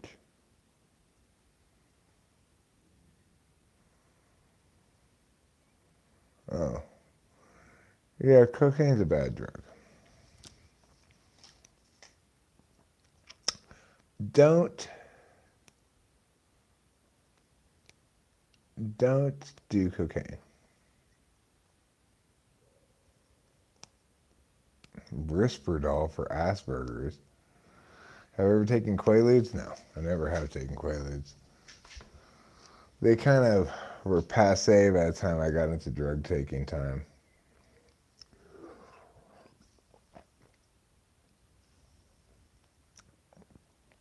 ever done methamphetamine? Yes. Lots of times. I've done plenty of methamphetamine. I used to smoke it a lot.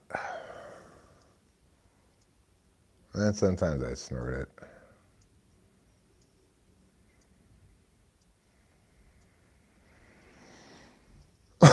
Both of those disorders are bullshit. Asperger's and ADHD. Ah, right. Yeah. Cocaine's not a good drug to do. People who are cokeheads, even when they quit and they get sober or whatever, they still seem like cokeheads.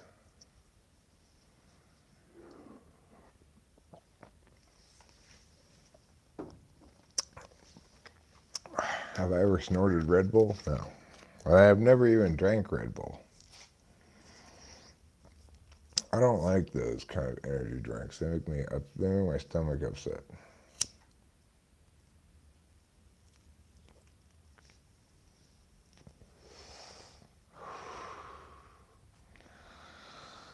Yeah, I don't like those kind of energy drinks.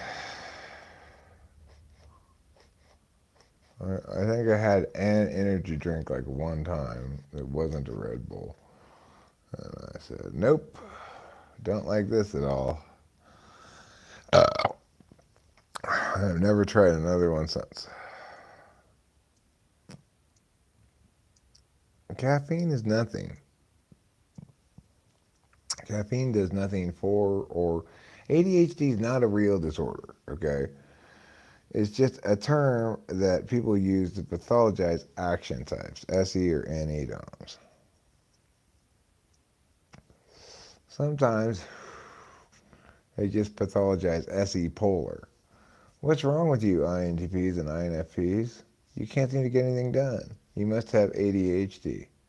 No, they're just SE polar. A grimace shake? Oh, yeah. Rachel and I today, when we went to Oakhurst, we went to McDonald's and we got 2 Grimace's birthday lunch.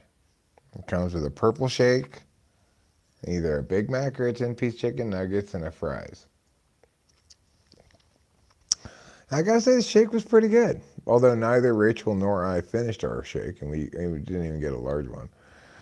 It was still pretty good. But it's like, that was an effective advertising campaign. I saw one commercial for it yesterday. It's great. I saw one commercial for it yesterday. And I said, Grimace's birthday lunch? I have to get that. And the very next day we went and got it. Of course, what is it? It's just a burger, a Big Mac and fries, and a flavor of shake I would never order, grape. It turned out to be pretty good, but I would never order a grape shake normally. But for some reason, that Grimace's birthday lunch, it's just, the commercial's like, I have to get that. What happened with the case? Well, it's coming up. It'll happen after the wedding. We'll see what happens with it. My most honest, objective prediction is that they will award her nothing and award me $500 or something for my hassle, because I think I can establish he's operating in bad faith, which is the standard by which they award legal fees. But I don't have time to think about it right now. It doesn't kick in for 60 days after the summons, so I'll deal with it after the wedding. Yeah. It's like I've thought about it so much at this point. I know basically what I'm going to say in my brief, and no point in worrying about it further. The worst thing that could possibly happen is I'd have to pay her $5,000. That's a lot of money, but that would be the absolute end of my liability. And I think it's extremely unlikely that the court's going to award her the maximum possible. I think it's extremely unlikely a court's going to award her anything. The copyright board. It's not even a court, really. It's a copyright board. But given the actual facts that I'm not some guy who's scheming to drum up business for my typing business by secondary copyright violation. I mean, the thing is, the facts just don't support her claims at all. So I don't think she has much of a chance. I'm kind of thinking like, well, how am I going to react to this if I lose, if I win? How's it going to impact me emotionally, etc. I also wonder how it's going to impact her emotionally, because I do think she's going to lose. It's a copyright board. I could opt out, and then she'd have the opportunity to sue me in federal court if she wants to. But I'm not going to opt out, because by not opting out, that's the end of all possible action she can take against me. Like, since the ruling of the copyright board is binding, you can't really appeal it.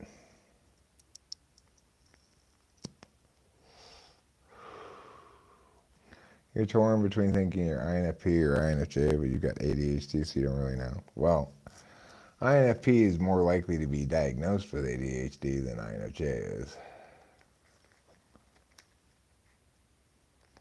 What are you talking about?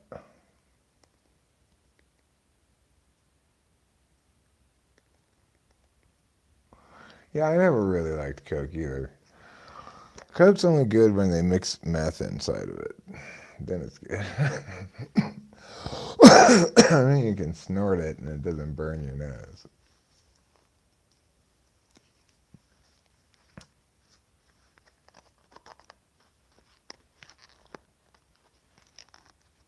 You're off all pops? Oh, not the same at all with meth, Acacia. Not even remotely the same. I can believe it when you say, I never really liked Coke. I never felt a lot of euphoria from it. That same thing for me with Coke. Meth is a different story. It's a totally different story. If you've never done meth before and you do a couple rails of meth, you're up for 3 days tweaking. Wow. Or did you stay awake for days and days?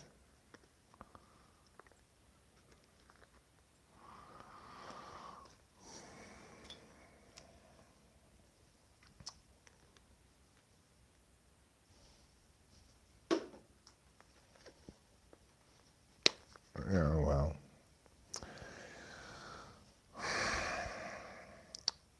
Maybe you got a tough definition of euphoria to meet, huh?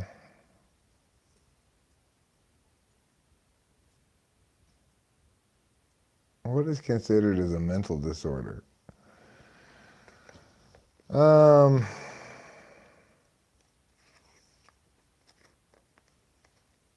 well, Rachel's like that too, benevolence piscicorum.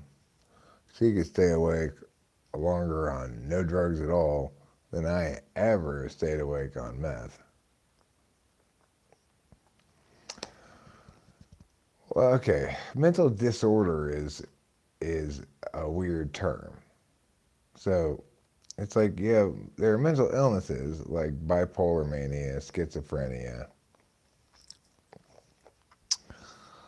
Those are ones that include a fugue state or a psychotic break of some sort among their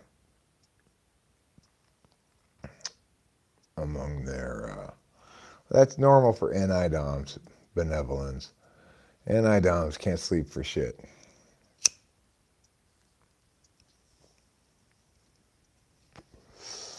Um, so, what was I saying?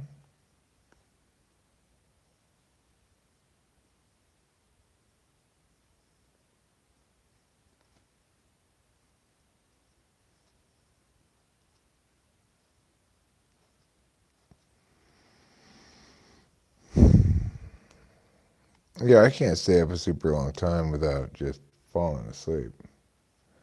Oh, about the mental disorders. So you got your mental illnesses, you got your bipolar mania, your schizophrenia, things like that. Then you've got your personality disorders, like borderline personality disorder, narcissism, dark triad stuff. Then you got your make believe disorders, ADHD and Asperger's. Autism's real, but it always comes along with a component of mental retardation. How am I doing, old man? Doing fine. How are you, great chain of being? Anxiety disorders,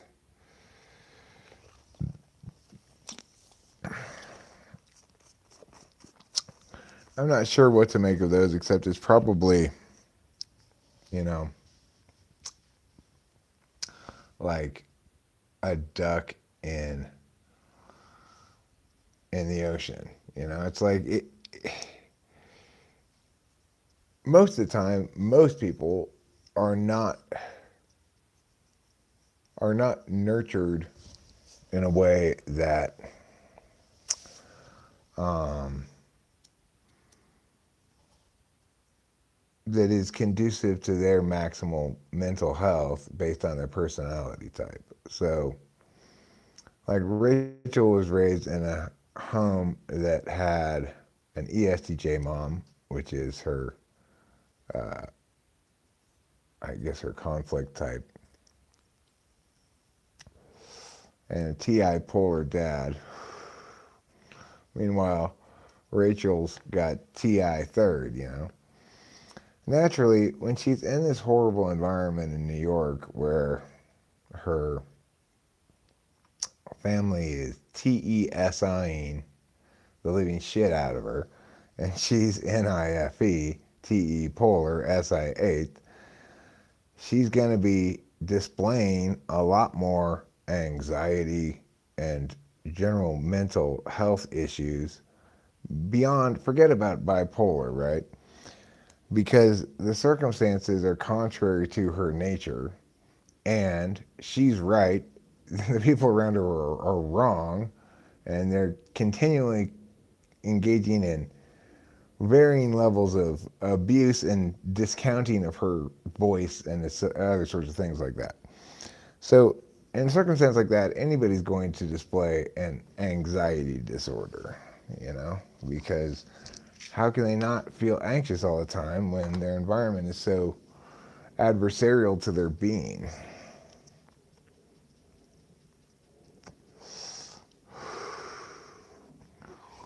But when circumstances are right, then you probably aren't going to experience a lot of anxiety or depression or whatever,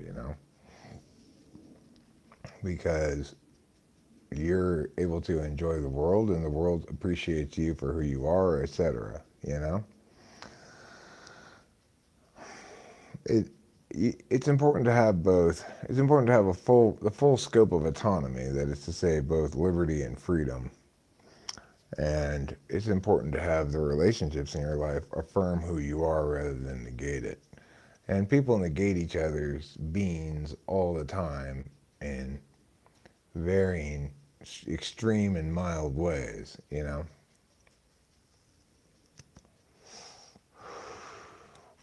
It's shocking how many unhealthy relationships there are in the world. And it's shocking how many even healthy, loving relationships. I'll get to the Asperger's thing in a second, Shay. Healthy and loving relationships are marred by unacceptable behavior. So, like, Chow Wah called me the other night and was very upset because her family wasn't behaving the way she wanted them to at the restaurant. And I told her, no, Chow, you are wrong. They are right. They don't need you to tell them what to do. They don't want you to tell them what to do. If Jeffrey wasn't in the mood to engage with the waiter very much, so be it. Criticism kills love. But ESTJs, they can't help but offer their advice on things, I guess. What do I think of Asperger's? I think Asperger's is basically the pathologization of FE polar people. Just because people aren't FE conscious, FE polar, or FE eighth, doesn't mean there's something wrong with them. Same with ADHD. Just because someone's an action type doesn't mean there's something wrong with them.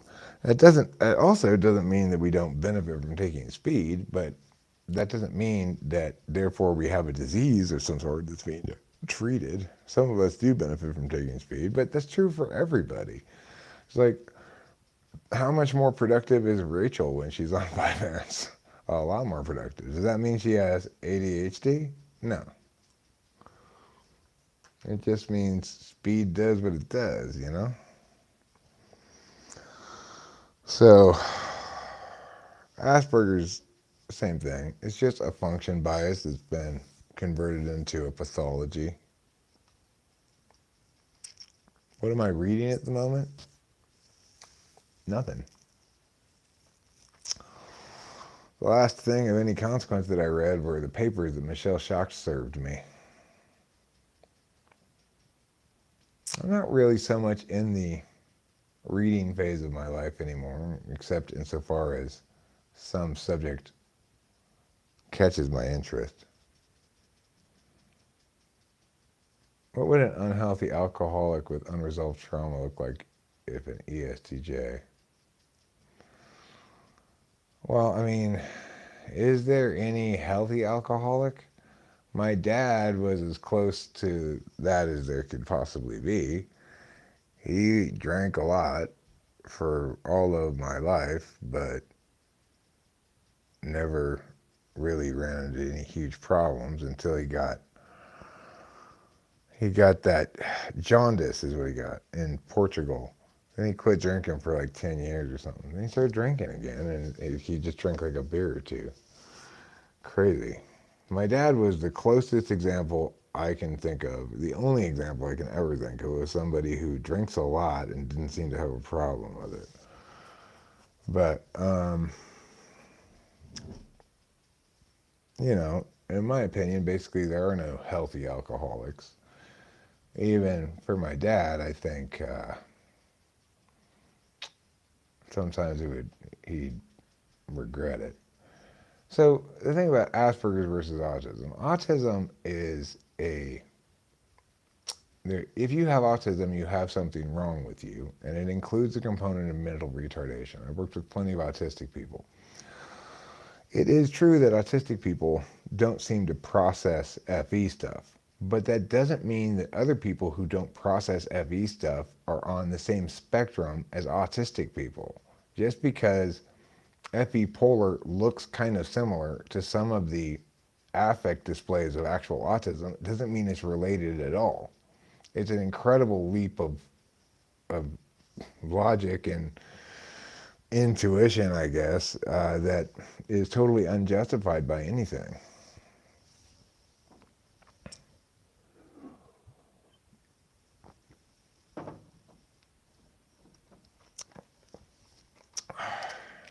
No, that's not what the DSM says. That's what Eric says. When you want the correct answer to things, ask Eric. When you want the official answer to things, Google it.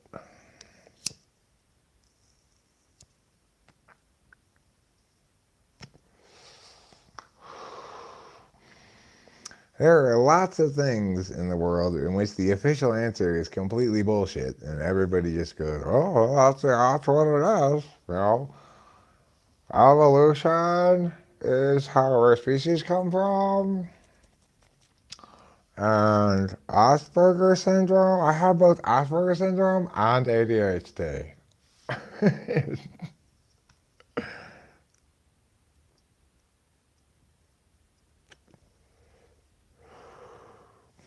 Yeah, I'm sure you do have a formal diagnosis of Asperger's. It's one of those things where there's a checklist, and they go, "Okay, well, I checked off enough boxes on this checklist. I guess he's Asperger's. Just like, yeah, I got diagnosed as ADHD. I went to the doctor because I wanted to get speed. All I did was tell him the truth, and he gave me speed. Does that mean I have ADHD? Did he correctly diagnose me? No. It means I'm an action type who wanted and does, to some extent, benefit from speed. So, and it's kind of hit and miss. Like, yesterday was one of the most productive days I've ever had, and I'm not on any speed. I was an alcoholic for a long time myself, great chain, long time. But I quit when I was 42. I'll be coming up on 10 years, I think, this Christmas. I quit drinking alcohol, you know. I got sober. What I've discovered is that the beautiful thing about not drinking alcohol is that it allows me to enjoy my drugs. I don't have any coins. Chips, you mean? I don't have any chips. You're almost 8 years off heroin? Well, good for you. I never liked opiates or opioids. They always made me feel sick.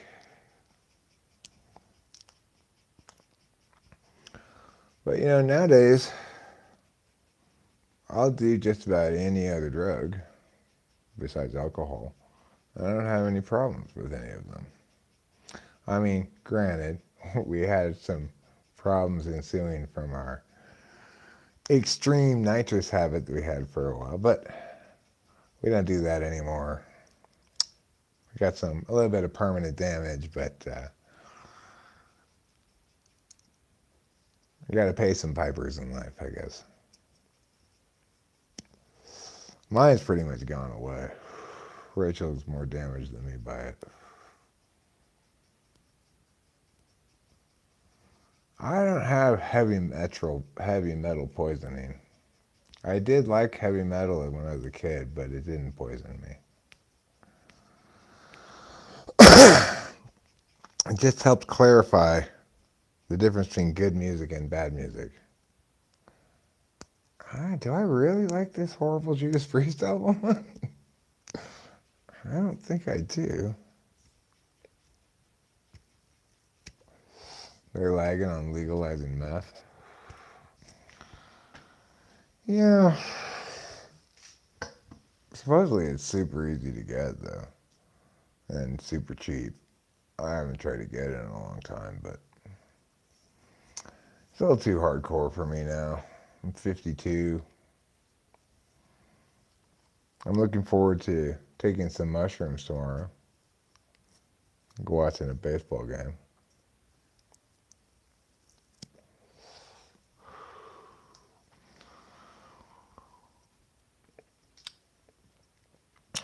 Mushrooms, Vivants, and the Shea Langoliers fan club. That's what's going to define tomorrow.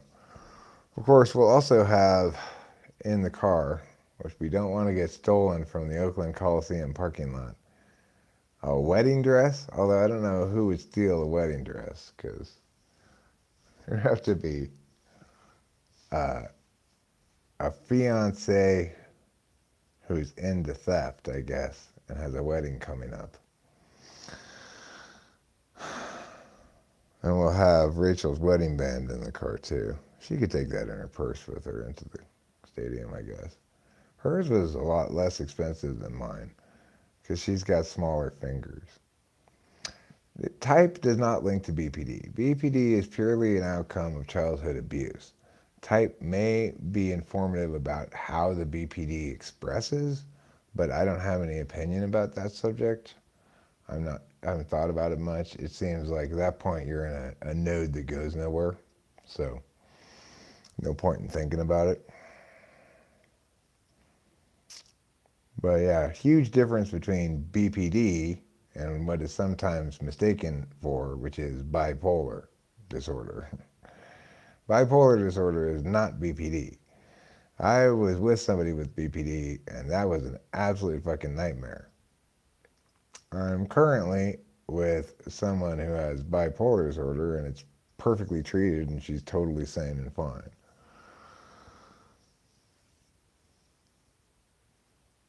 What about addiction and type? Well,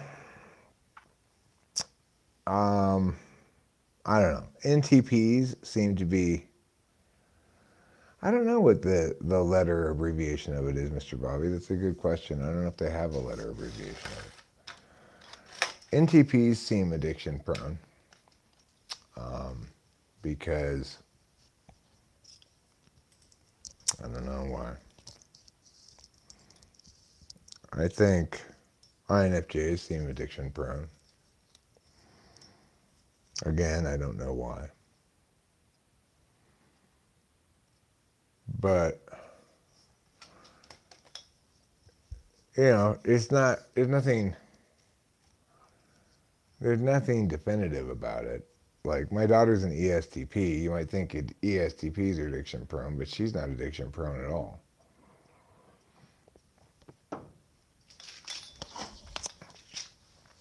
I mean, she does smoke or vape.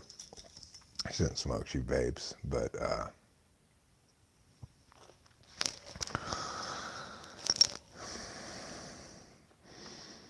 don't know. She didn't seem to be that into drugs.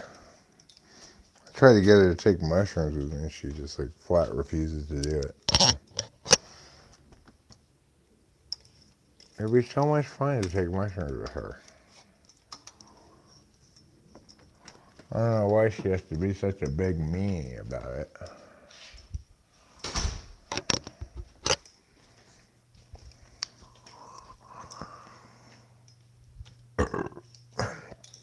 Yeah, well, that's what I'm thinking. SE 4, 7, 8, all those types might be addiction prone.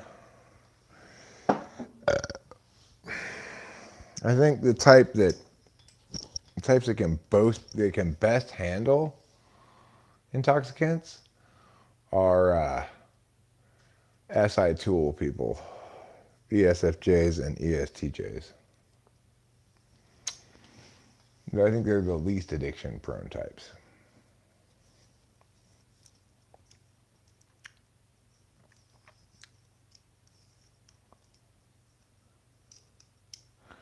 Yeah, right? That's the problem with buying a bottle of wine. You think, oh, I'll have a glass of wine. You're going to drink that whole bottle of wine. We have a lot of wine around here. Occasionally I'll open a bottle to cook with. But mostly we're just letting it sit in the garage until the wedding. Then we'll take out all the wine and everybody can try the various wines from my dad's wine collection. Have you even looked into methylene blue? I've been taking it 6 months and felt my brain regrowing.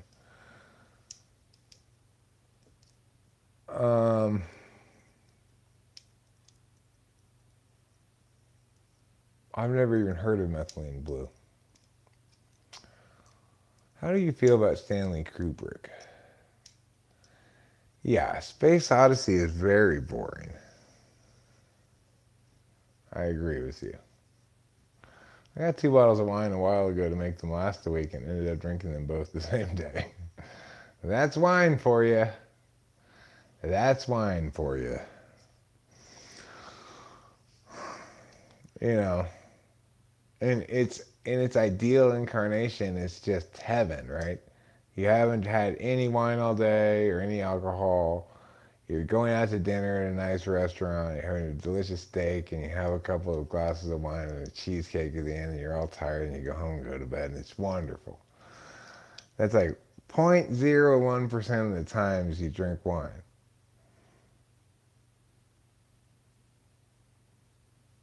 So, unfortunately, wine is something that I loved a lot, but I had to give up. There's no point in drinking non alcoholic wine. This stuff, on the other hand, is just like God's gift to the earth. You can still drink beer, just doesn't have any alcohol in it.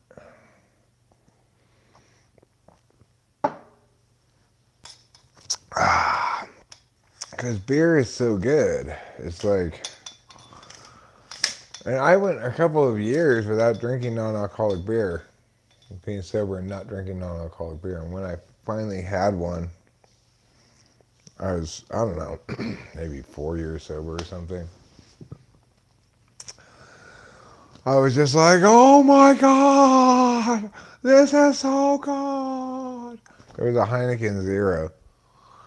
And since that day, I've been just drinking non-alcoholic beer like it's going out of style.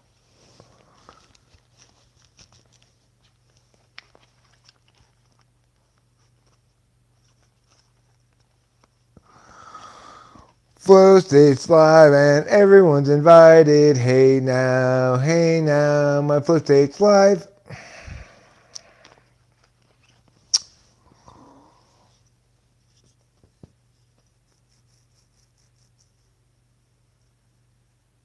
I've never been a huge Stanley Kubrick fan. Clockwork Orange is really dark. It's pretty good, but very dark. Um, I don't remember any of his other movies. Didn't he do The Shining? Yeah, he's trying to do visual art rather than make a good movie. Yeah, well, I don't doubt that wine in moderation has benefits, but if you're like me, you can't drink wine in moderation.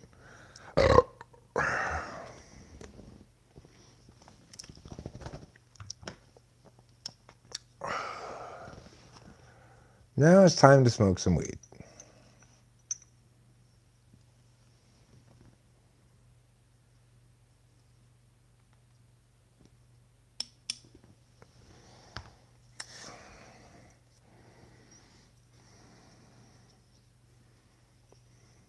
Eyes Wide Shut. I don't think I've ever seen Eyes Wide Shut.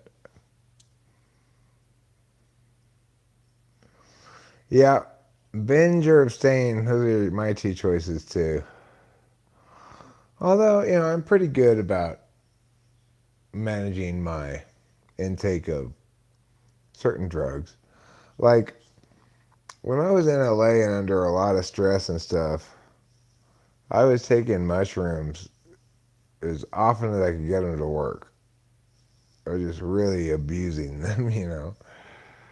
Nowadays, well, like last time we went into Oakland, we didn't even go to the mushroom store because I just was bored with mushrooms. We'll go tomorrow because it's been a while now since I've had them. But I'm a lot more decision making about my drug taking now than I used to be. What's a director that I like? Um, I like.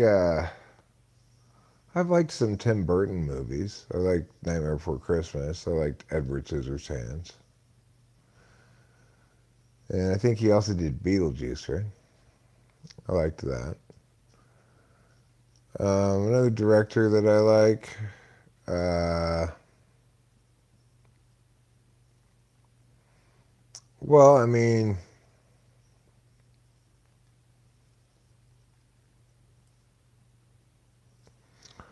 Who directed The Princess Bride? Is that Rob Reiner? Guy Ritchie's a good director. Yeah. I don't know what Paul Thomas made. James Cameron? I'm not sure which of his movies I've seen.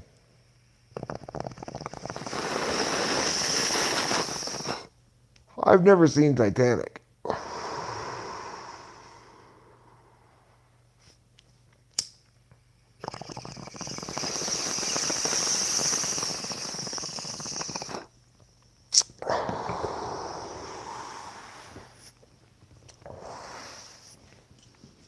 But I think The Princess Bride is one of the greatest movies ever made. It's paced really well. It's just non-stop great writing.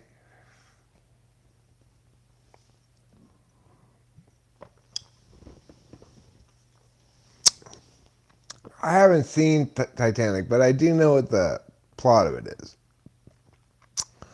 Poor guy, rich lady, fall in love on a boat. The boat sinks. The lady gets away, but the guy dies. So I don't need to see it. I already know what happens.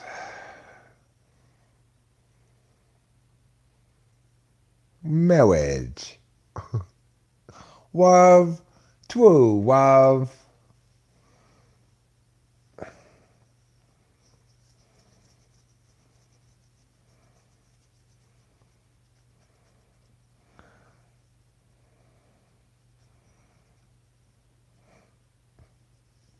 Oh, that's a different movie. Fly Guy. Five rich guys implode in tiny makeshift submersible. Too soon, Fly Guy. Too soon. Boogie Nights, Punk. I've not seen Magnolia. I don't think I've seen Punch Drunk Love, but I have seen Boogie Nights. Boogie Nights was a great film, but also a little bit of a little psychologically scarring. You know, leaves a psychic scar. It's hard. I don't think anybody will ever forget the scene of that actor who died not that long ago of a drug overdose. What was his name? Hitting himself in the car and calling himself stupid or whatever. That scene is so just mind blowing. That guy was a really good actor. Have I seen Click? No, I have not seen Click. Harry Met Sally, huh? That was a good movie. I haven't seen it in ages, but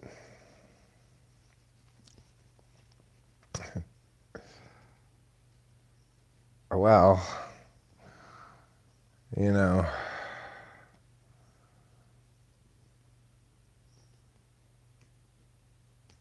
I've not seen Enemy Mine. Philip Seymour Hoffman. Yeah, he was really good in Boogie Nights.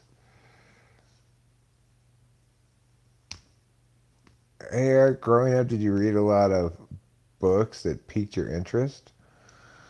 I mean, I read a lot of books. Did they pique my interest? Well, I mean, I really like science fiction and fantasy, and I read them all the time. I read them in class and under my desk. I read them when I was riding my bicycle to school. As a consequence, I was known as the kid who crashed his bike all the time. And I read them, when I should have been doing my homework. I read them. I read books all the time. I don't like Isaac Asimov. I never liked Isaac Asimov. I'm not familiar with Robert Asprin. But, you know, when I was young, I read like all the Piers Anthony books. When I got a little older, I read all the Ali Modisette books, everything by David Brin. Yeah, I can't even begin to recount all the various series that I read. I liked fantasy stuff. My dad liked fantasy stuff too, and he'd get it from the swap meet, and we just had this endless library of science fiction and fantasy. But then when I'd get into an author, I'd go to the store and buy all that author's books, one right after another. It'd take me like 2 days to read a book. I'd go back to the bookstore, get the next one. Of course, Piers Anthony is a terrible writer. When you read his books when you're older, you go like, "Oh my God, this is terrible." Like the first, he wrote a couple of good books, then he just really just like stopped caring. It was ridiculous.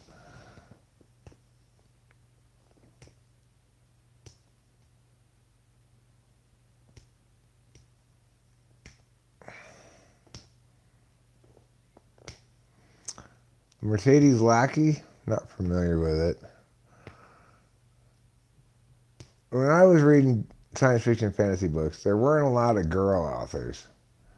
Ursula Le Guin was famous for being like a female science fiction writer, but her shit was garbage. It's like all literary, trying to be all fancy or something. It sounds very familiar, Run Lola Run, but I don't remember anything about it.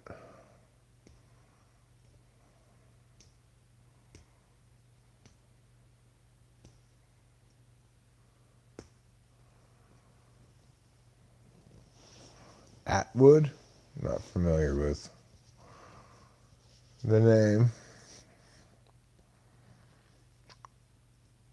But, I can tell you some of my favorite books, like Frederick Pohl's, I forget what the series is called, but it's got a great concept, and it's really a good series. The concept is they found these ships, but they can't figure out how they work. They can get on, except the following thing: when you launch it, it goes somewhere and then it comes back, and it goes at close to light speed, but it keeps speeding up, getting closer and closer to light speed the further it goes. The thing is, they get these people to go on them, and sometimes it goes too far away, and they don't have enough food or whatever, and then when it comes back, they're dead. But sometimes it goes to some place where there are these artifacts from this ancient civilization that can be very useful. And so you got these basically gamblers of sorts who are going out to hopefully find this valuable artifacts, and if they bring it back and then they give it to the main company and they get paid a certain percentage of its value. Those books were fantastic. I remember them as being fantastic even now. So too with Ellie Motisset's The Magic of Recluse series.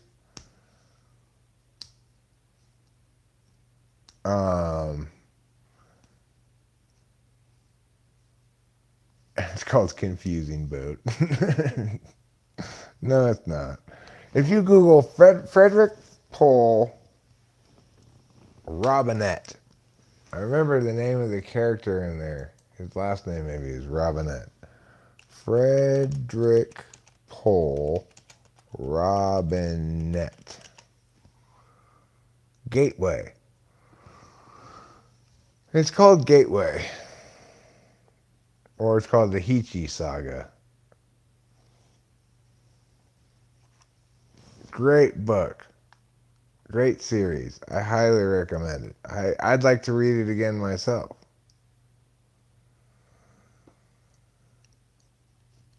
I really liked Ringworld. I really liked the Piers Anthony series about the planet that has this. It's like got two two worlds. One of them's magic, one of them's science. And the main character is this short guy who's a like jockey, basically a slave in the fancy science world, in which there's like a few citizens who own the planet's production of this science mineral. Anyway, it was good. I liked it.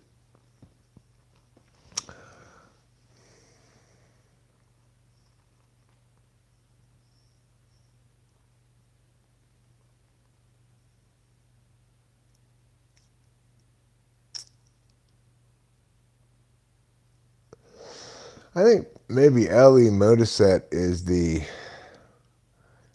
most consistently successful, prolific writer I can think of in fantasy. Because not only did Ellie Modisette write the Magic of Recluse series, he also wrote the Soprano Sorceress series and a bunch of other ones. It might even be a girl. I don't know. No, it's a dude.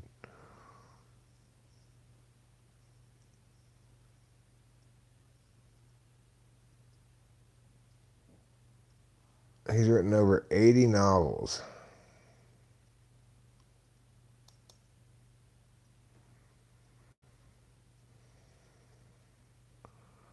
But the Spell Song cycle is really good too. Oh, he's got a new series coming out, The Grand Illusion, 2021 through present. I should check that one out. Ali Moda says really good. He's been married 3 times and he has 6 daughters and 2 sons. Well, he's been married to his current wife, or he married one.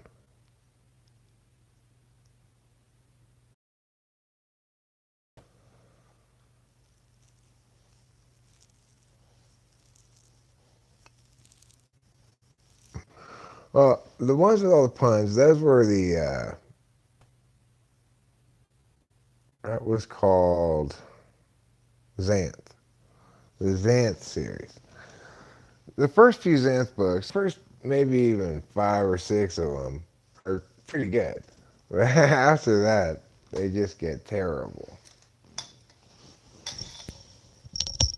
Like, just, oh, you just totally stop trying.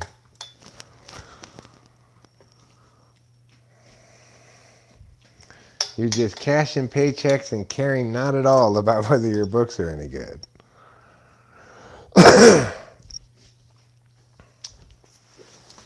He was probably an ENFP, I suspect.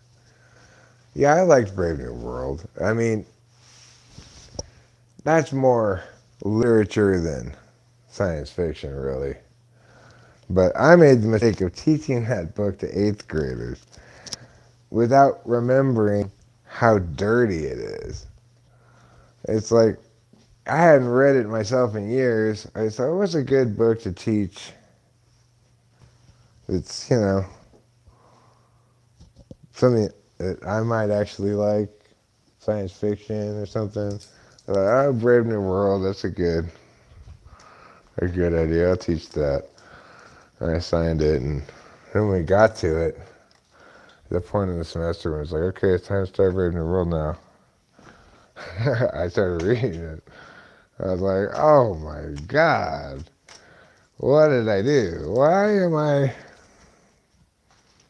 teaching this book to middle schoolers? Because it's full of orgy porgies.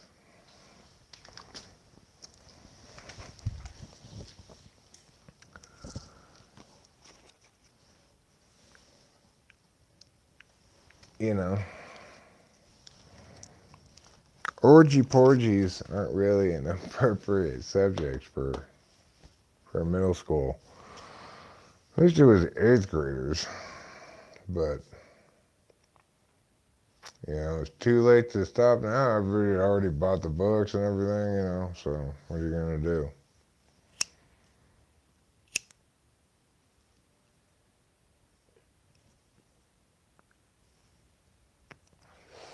Well, sure.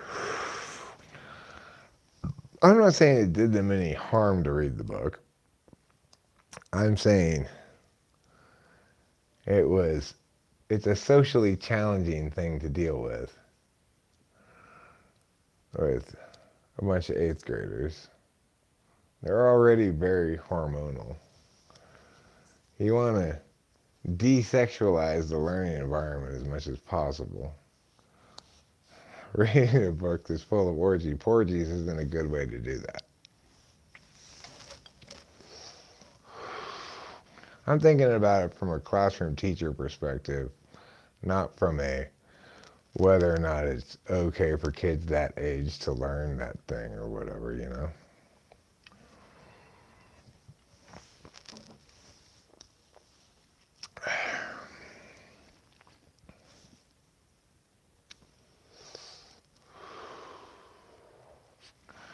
That's what I get for not reading it before I assigned it.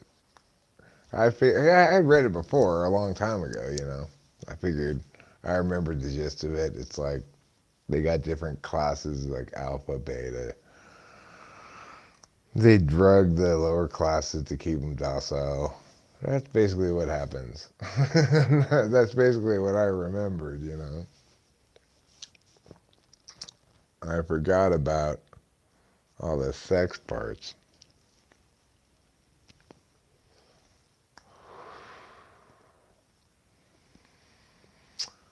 Anyway, it was fine. We got through it. And they seemed to like it okay. The one book that every kid likes. There's one book, even the kids who don't like reading, they like this book.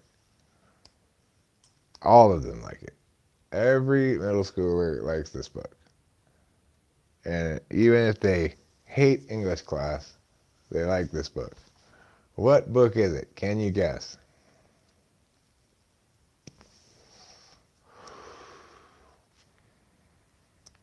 What is the one book that all middle schoolers like, no matter how much they don't like school or whatever? No, that's not something I'd teach. I don't think they really teach that book.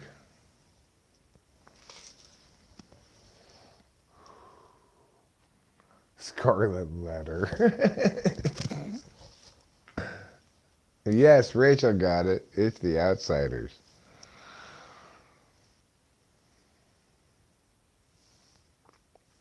They all love The Outsiders.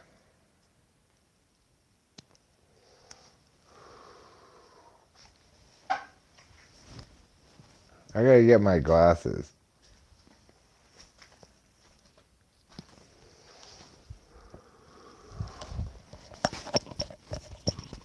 I love The Outsiders too. It's a really good book.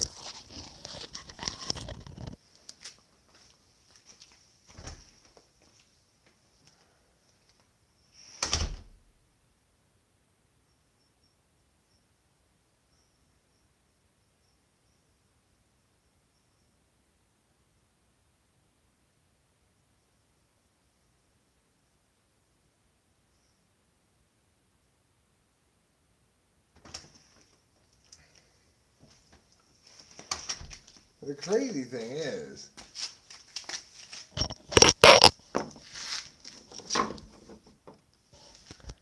that lady wrote that book when she was like 15 years old. It got published when she was like 16. Isn't that crazy? And you can tell in some ways that it's written by somebody young because like Johnny he he runs into a burning building and saves children and gets hit by a burning log and goes to the hospital and dies, right? Um, yeah, S.E. Hinton's a girl.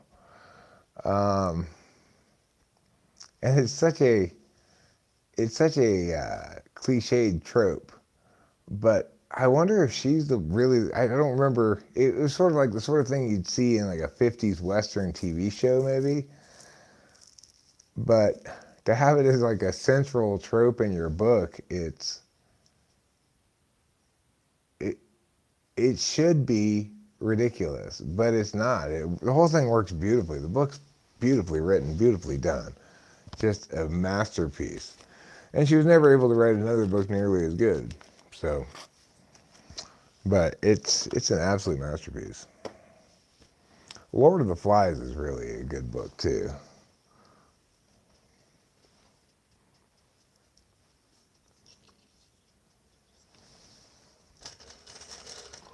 Well, I mean, hell, if you write a multi-generational masterpiece, hey, you know, that's good enough. You've contributed what you need to contribute. Another author who only wrote one really good book, and it's really fucking good, is the guy who wrote A Day No Pigs Would Die. A Day No Pigs Would Die is fantastic. It's like, oh, but I mean, you want to talk about a tearjerker.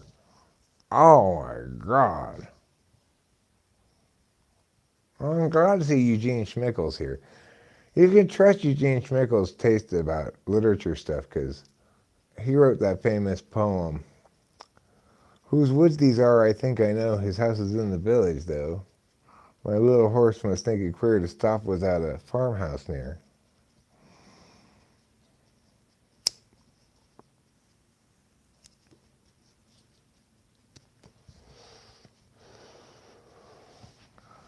Yankee Domingo German threw a perfect game today against your beloved Athletics. Well, when it was 4-0, that's when I said, let's just live stream.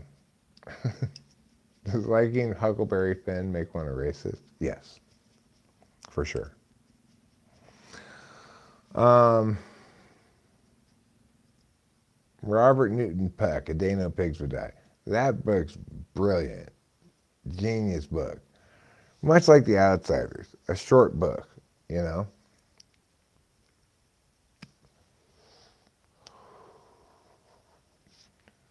The Giver, also a brilliant book.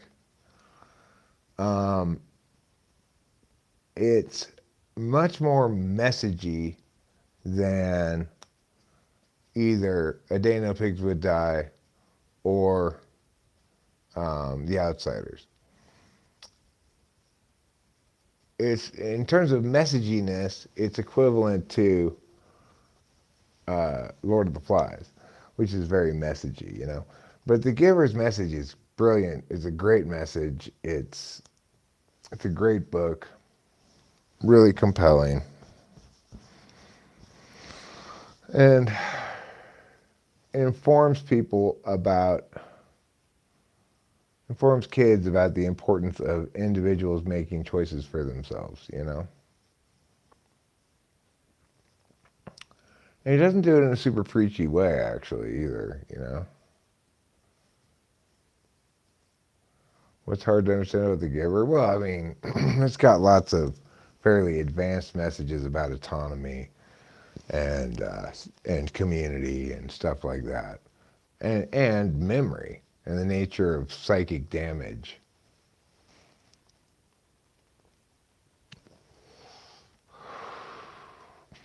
So The Giver is a pretty sophisticated book,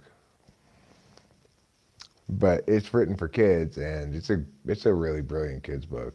Bridge to Terabithia is also a really brilliant kids book. It's not messagey at all, you know. No, I mean Animal Farm is a pretty straightforward metaphor, you know, and it's much more political, which I think of as being a lot simpler than emotional stuff, you know.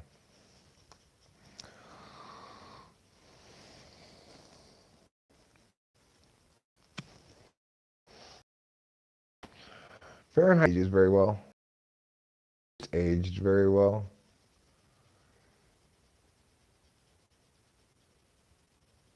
Moral licensing or self-licensing is a cognitive bias that occurs when a person uses their prior good behavior to justify later bad behavior. Huh. Well, I'll have to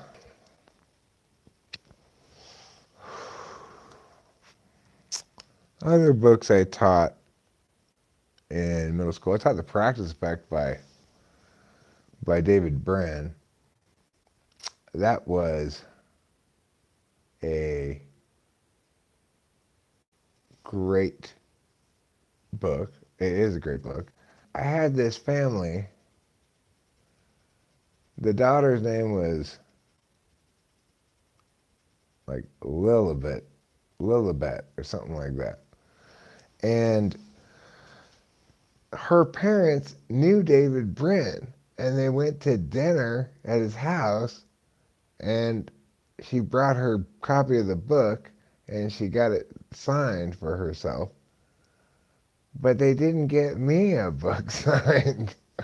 It's like I totally would have loved to get a David Brin book signed. I was so excited that David Brin himself happened to know that there's this guy who's assigning his obscure book, The Practice Effect.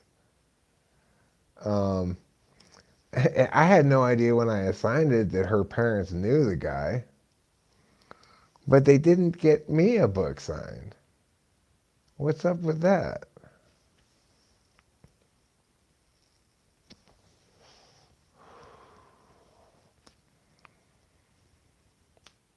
You know?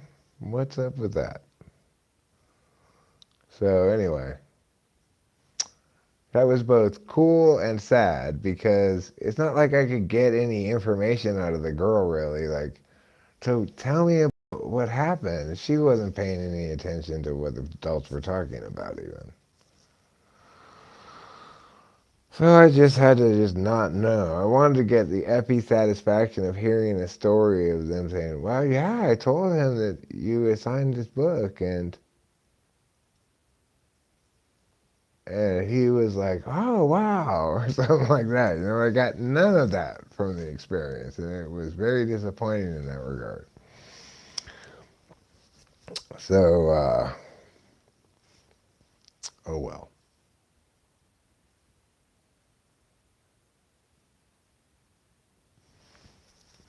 Yeah, The Postman is a great book. It's a terrible movie, though. They made it into a movie, and it, uh, yeah, like she was no help at all. She was absolutely no help at all. And she was like, I don't know, I don't remember.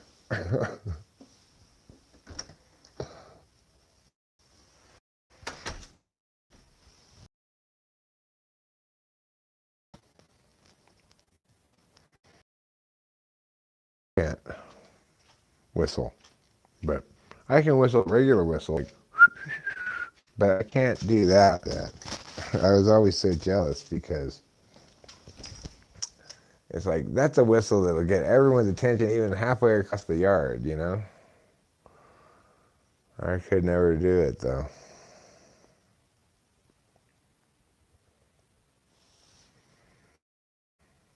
Mrs. Murphy was a Mormon with 3 blonde children and a blonde husband. She was blonde too. All 3 of her children were Rebbe. And after I left Rebbe, I found out that and she was always kind of flirty. That she ended up leaving her husband and getting with this rich Armenian guy. So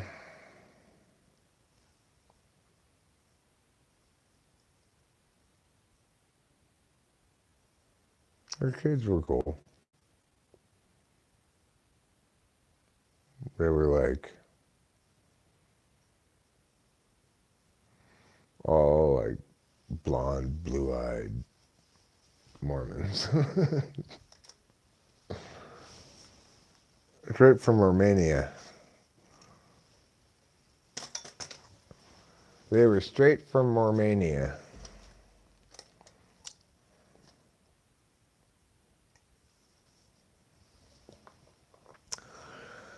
Well, the thing is, one of the best, David Brin has written some great fiction, but one of the most important things he's written is an essay on transparency.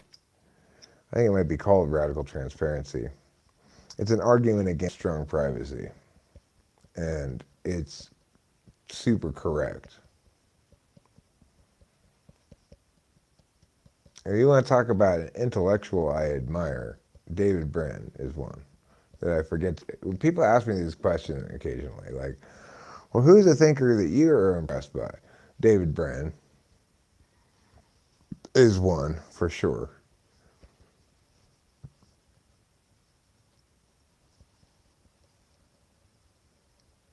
The interesting thing about the practice effect is it's very revelatory of his third slot SI absolute value. He fetishizes practicing. Of course, INTPs don't actually like to practice, but they like the idea of a world in which practicing. The idea, the concept of the practice effect is it's a world where nobody makes anything like this, right? They just make a crude wooden or stone thing that's vaguely shaped like this.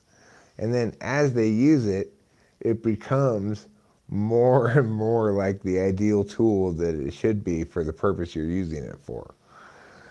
So, like in a society, the rich people, they have these ceremonies where they give each other gifts that are useless things but super well practiced, like a super frilly handkerchief or something. And then the rich people have to hire people to continue practicing it so that it stays good. Because if you stop practicing an object or an item, it reverts slowly back to its original crude form. So that's the concept of the practice effect. It's a great concept for a book. And, it starts out with they've discovered a way to portal to what they think is another world. They're not sure. But greetings right back from sunny California. Armchair Typology. I'm also in sunny California.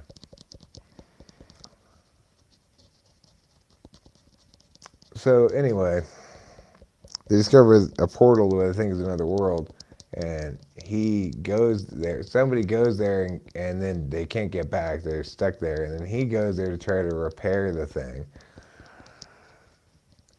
And no, he's the first one who goes. Actually, I think he goes there to repair the thing, and he gets stuck there. Of course, there's a girl. He falls in love with a girl and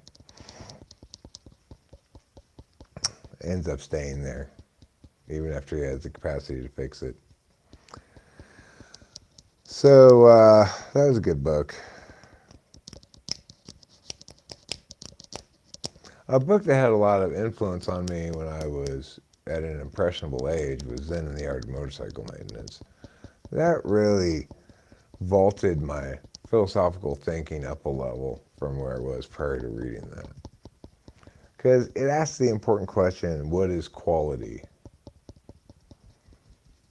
No, I don't read manga. I just watch anime.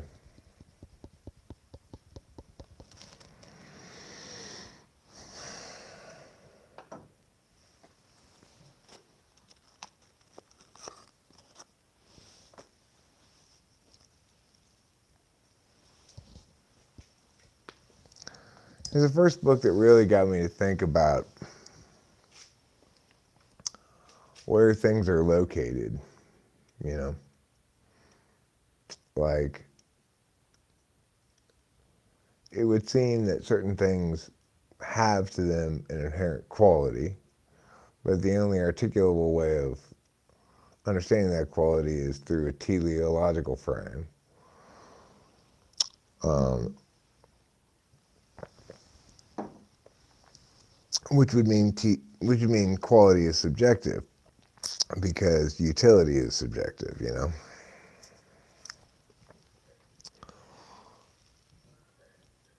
Important stuff, really, to think about, but a lot of people probably don't really think about it, I guess. I think it's important anyway.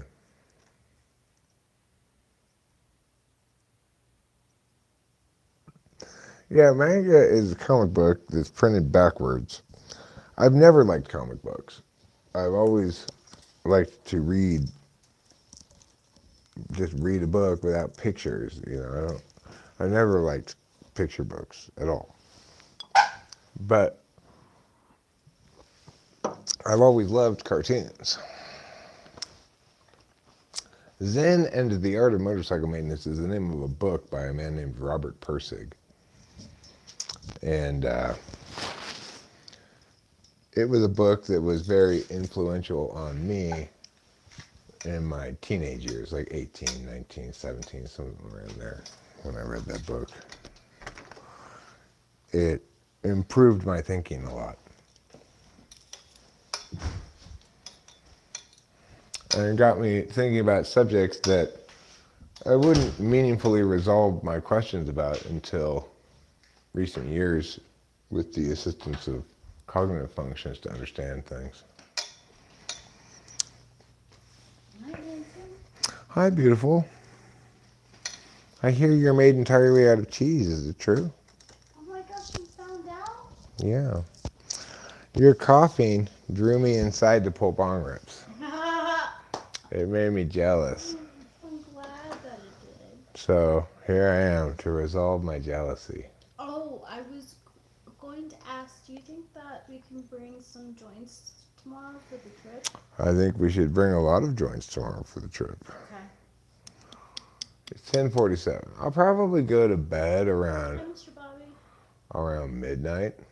Try to catch 4 hours of sleep or so. I'm gonna go to bed soon. And then in the morning I'll get up, I'll roll a bunch of joints. I'll fix our Shea Langoliers sign by putting a new one on the back and making the O and E on the other side.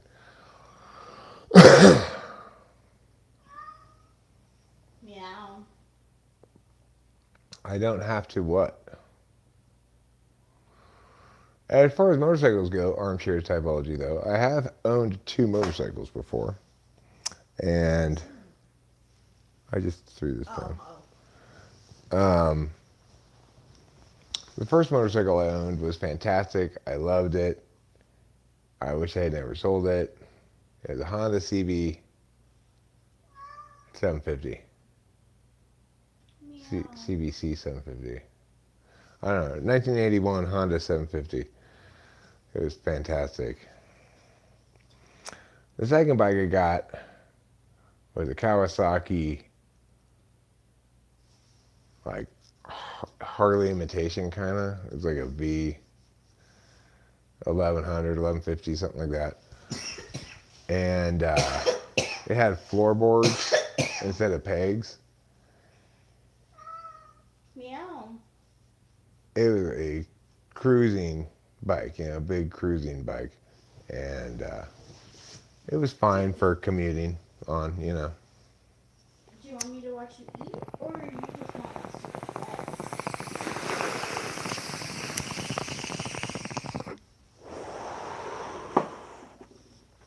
But I think I'm done with motorcycles.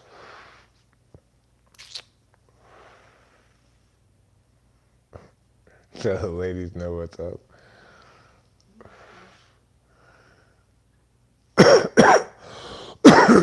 I got a good deal on it because it was kind of a weird color of blue.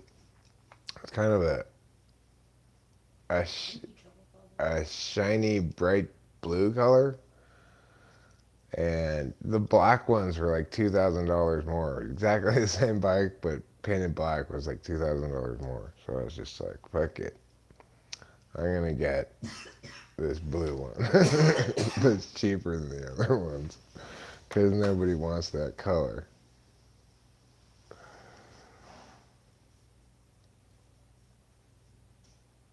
That was the Kawasaki. Well, the Honda I got used. I got a good deal on that Honda. A Honda 750, 1981 Honda 750. I got it for $1,000. It had like one little problem that I had to fix, and that was a great bike. That was a zipper. You could zip in, and it was so spry. You could just choo choo choo choo choo all around with that bike. The Kawasaki 1150 was not that way at all.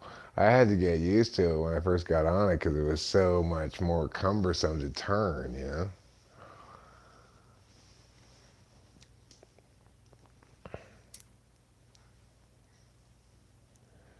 Yeah, it wasn't a particular. The Honda, the 1981 Honda 750 I had was not a particularly big bike. Um, no, I was young though. I was young when I rode that, so I don't know. The other bike was a big bike, and it was made to be like a comfortable bike for old men. You know, it's not. It wasn't. It wasn't a crotch rocket. So, but I almost crashed on that bike.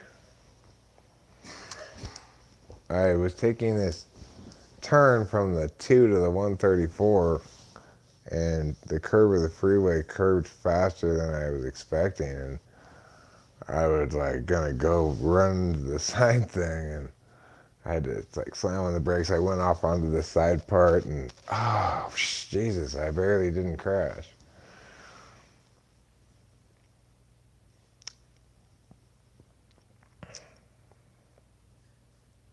It's okay. Jesus forgives you, Rachel. Mr. Bobby might not, but Jesus does. Ask yourself this. What would Mr. Bobby do?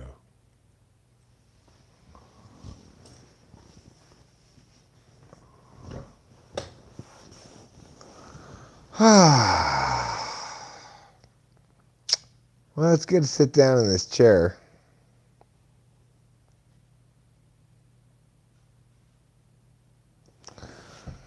I've got an acoustic guitar that's, I don't even know what it's called. And then I got this guitar that I bought not that long ago.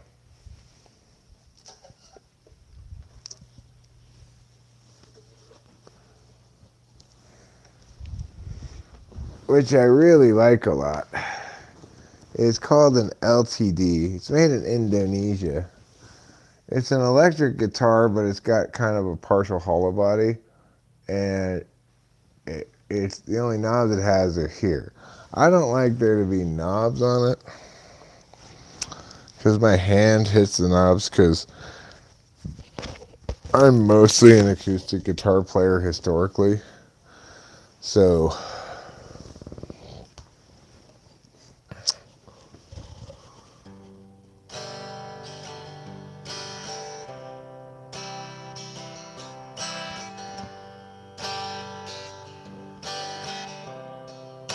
yeah, there are pickups on this guitar, but they're inside, I guess. I don't know. I don't know where the pickups are. It's a good question, Boba Fett. They're not on the front, but they definitely, it has pickups because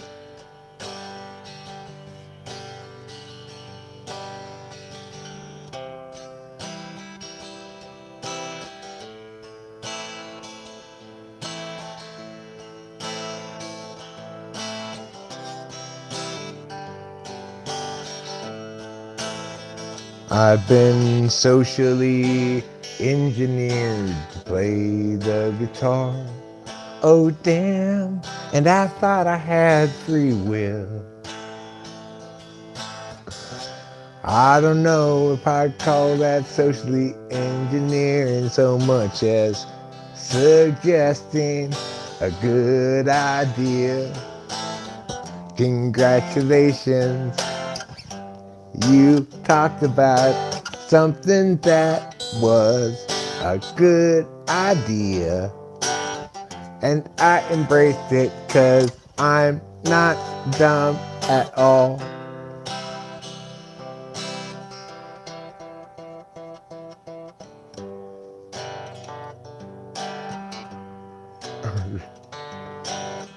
I was thinking about picking it up anyway, actually. What really socially engineered me to play the guitar is speed.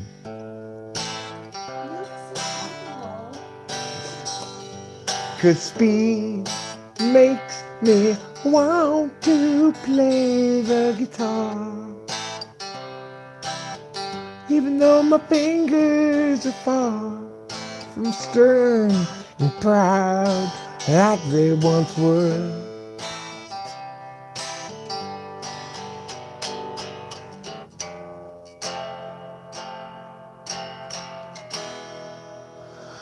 I can tell you from experience, Mr. Bobby, as a guitar player, guys who play the guitar do not get all the chicks.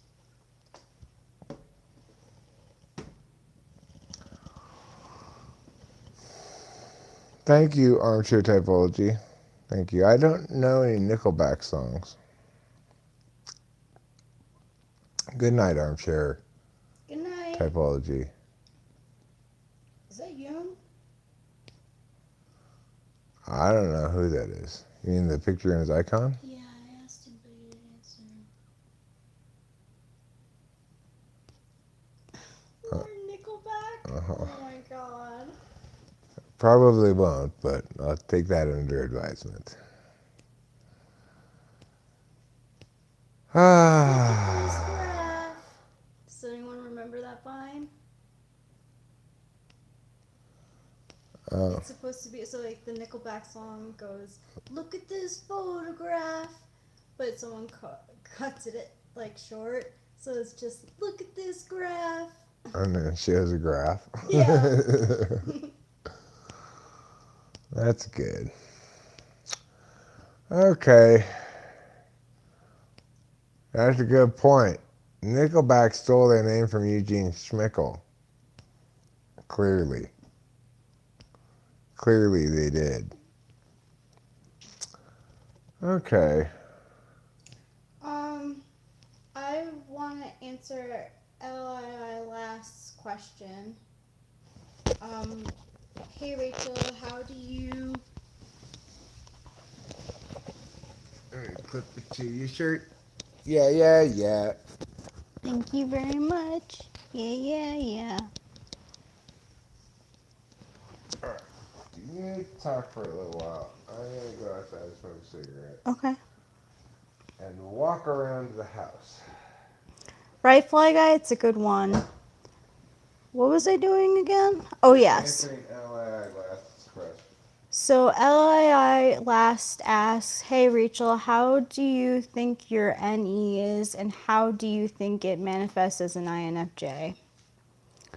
So,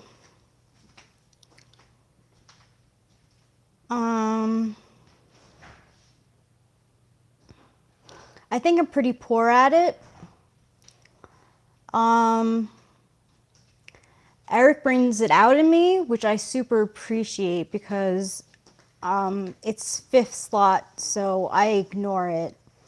So it's like I can get pretty hooked on an idea if I hear it, and I'm like, oh my gosh, that must be true. Like without thinking of other options. There's also the observational habit of knowing what's novel and original and knowing what's not. In any? Yeah. Yeah. The reason NE and NI are on the other side of each other is because you kind of can't understand one without the other, right? It's Yeah. like, for something to be good, it's got to be both archetypal and original. Mm-hmm. And your insights about that stuff are spot on the money. Thank you. That's a form of, that's like a fifth slot kind of NE, right? Interesting. You're still an observer, but you're correctly observing all the intuitive spew for things that are legitimately original and interesting versus imitations. That is true. You might have to repeat that. They probably couldn't hear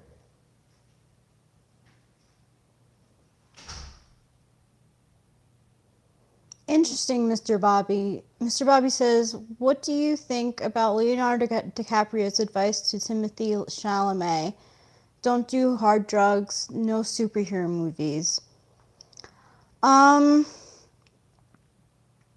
if Timothy Chalamet like really wants to, I don't know, like I don't know the advice on no superhero movies because um that one superhero movie, bad badass with Aaron. Yeah, I guess typecast, like,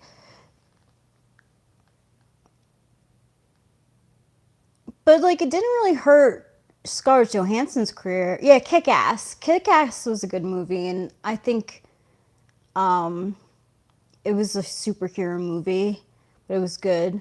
And like, yeah, thank you, Aaron Taylor Johnson. That's right. Um, but if he wants a Emmy, I guess that is really good advice. Don't do hard drugs. No no superhero movies. But what does he consider hard drugs? Like I see Leonardo DiCaprio like definitely smoking weed. Um, but he's also a drinker.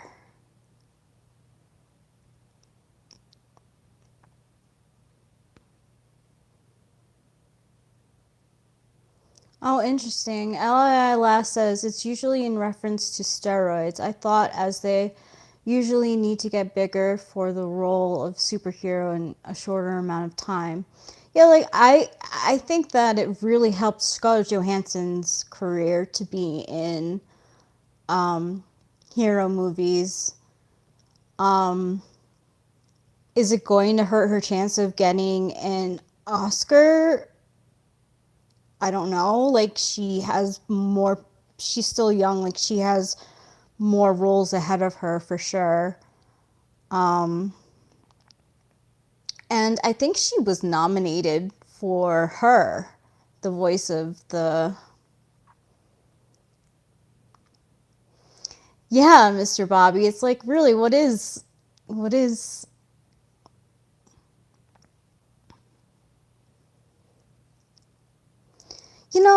Interesting, Mr. Bobby. So kind of awkward for Leo to say that because his best friend Tobey Maguire, well, he was Spider-Man, as we all know.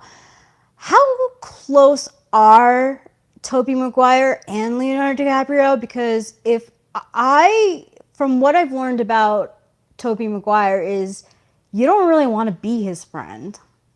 So if Leonardo DiCaprio is hanging out with such a scumbag as Tobey Maguire, he must be some sort of scumbag himself.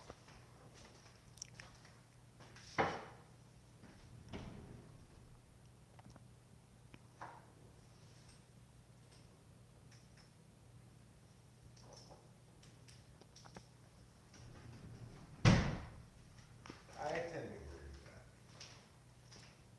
with Yeah, I mean, oh man.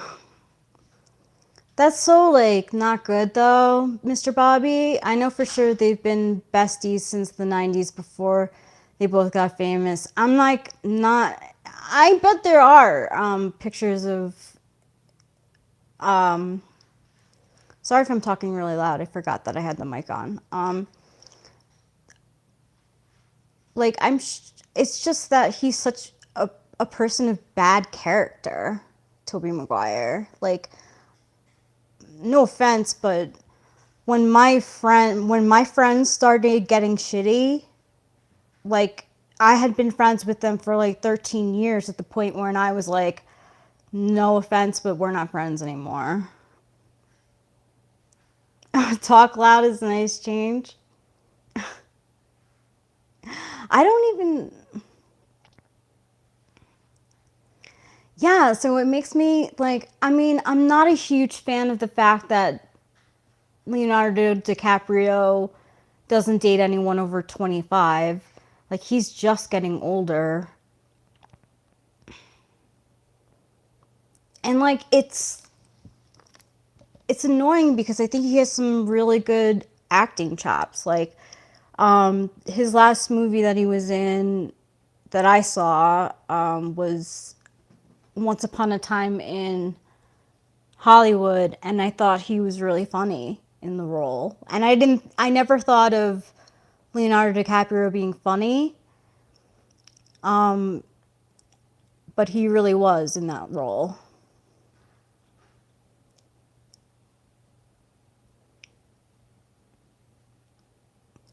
It went over well for me. Like, it didn't go the best way. Like, it wasn't like a slow fallout. It was really like rough. Like, what happened was my friends were embarrassed of my bipolar. Some of my friends, most of my friends were embarrassed of my bipolar um, diagnosis. So, like, I don't know. So, what happened was, like, they invited me to brunch, and one of the girls had just gotten engaged. Alana got engaged, and Samantha, our other friend, was already married, and so was, let's call her Patricia, because I don't remember her name, one of our friends who was also married. They turned to me at brunch and they asked me who's going to get a divorce. And I'm like, yo, like, I know, like, I have, like, some intuition, but I'm not here to be used for information like that. Like, I'm not gonna fucking, like, predict who's getting divorced at this table. Hell no. I'm here to have fun. I'm here to, like, talk frivolously about things and have food. But, like, that's what they wanted from me. I realized it and I was like, fuck this. Fuck. I told them to fuck off and to not invite me to any of their parties ever again because I was not interested in fake conversations.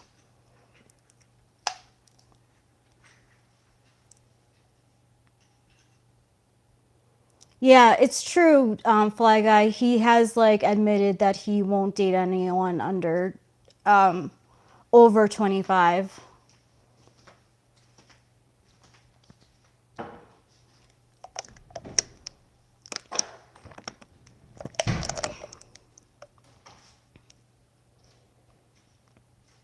Yeah, I was like, fuck that.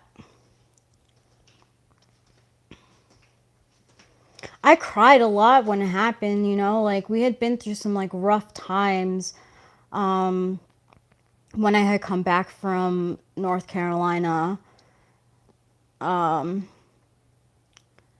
and like all of a sudden, like Alana was like super judgy of me like smoking weed. It's like I fucking always smoked weed, you bitch.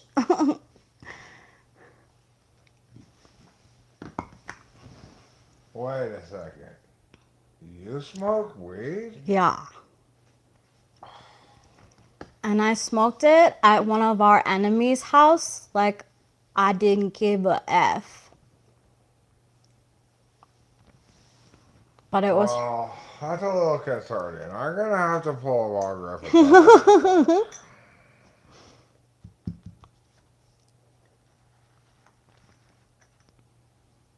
Well, you won the weed war. Yeah. I don't mean to be. You're not.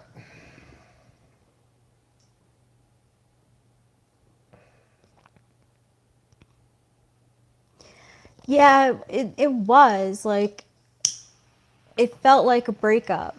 Like, between me and Alana. Because Alana and I have known each other for even longer than 13 years. It was 13 years plus because I was, like, good friends with her in high school, too. Um, I think Leonardo DiCaprio should date Kevin Spacey. oh my God. That's the truth of it. That's why he, like, Kevin Spacey and Leonardo DiCaprio should date. Yeah, then they can both do respect to each other. Yeah. Like, I haven't, like, you don't ever hear about Leo, but, like, I just, like, there's something.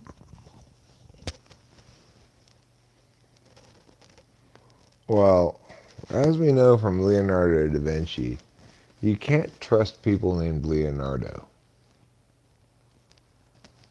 Leonardo da Vinci, people don't know this, he never had permission to paint on the Sistine Chapel. Really? It was just graffiti. No way. I'm like, wait. Spacey the nasal INTP, what about him?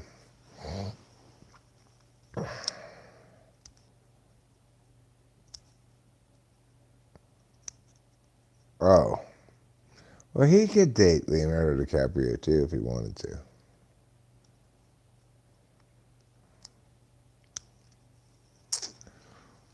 But what I really want to do is participate in one of Johnny Depp's cosplay sessions. I want to dress up as Winona Ryder, and he dress up as Edward Scissorhands. Oh my God, that would be so fun. I don't think Johnny Depp is a bad guy. You don't know. I don't think he's a bad I guy. think he's just like super, like he's super industry. You know what? Like he's sort of like super spacey in a way. Like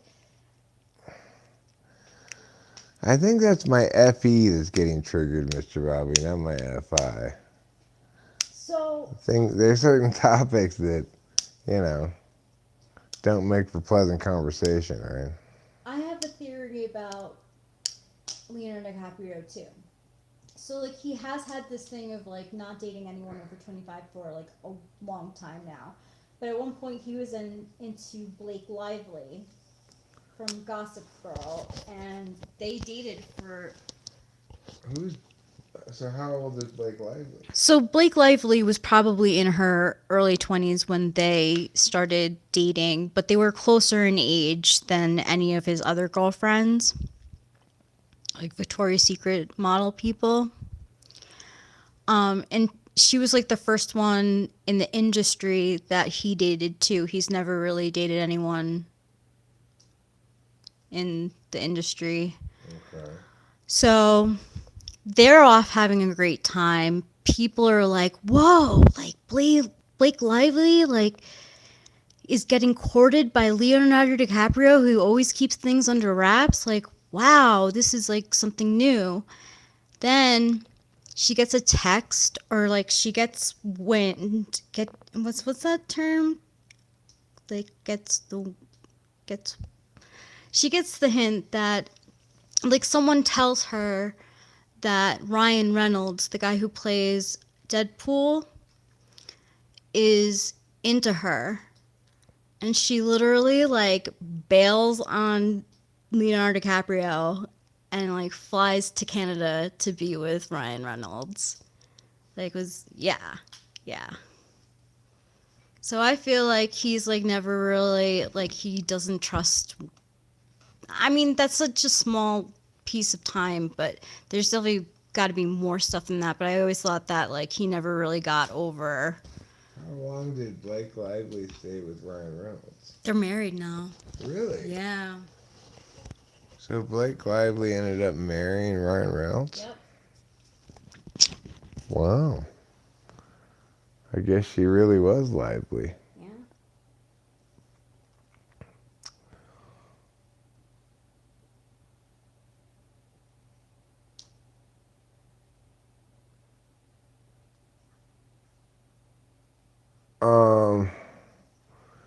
Yeah, okay.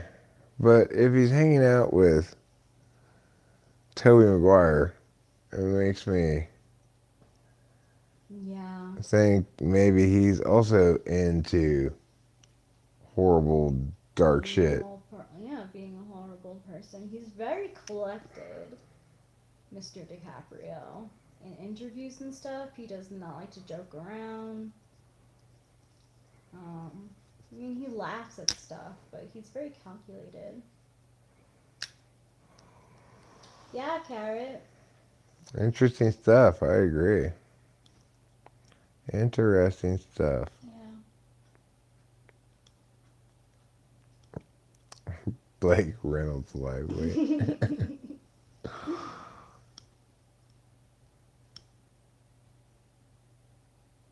It's actually Blian. They named their kid Blian.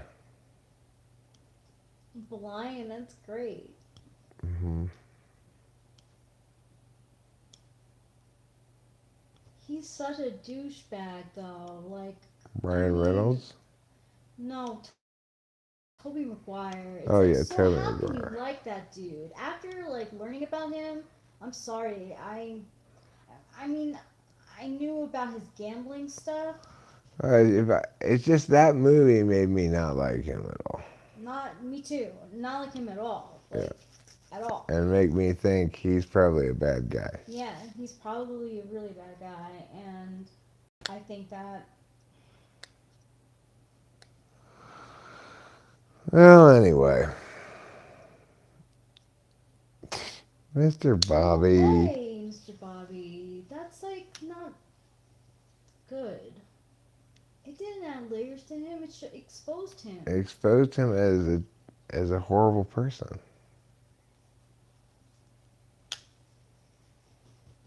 Like,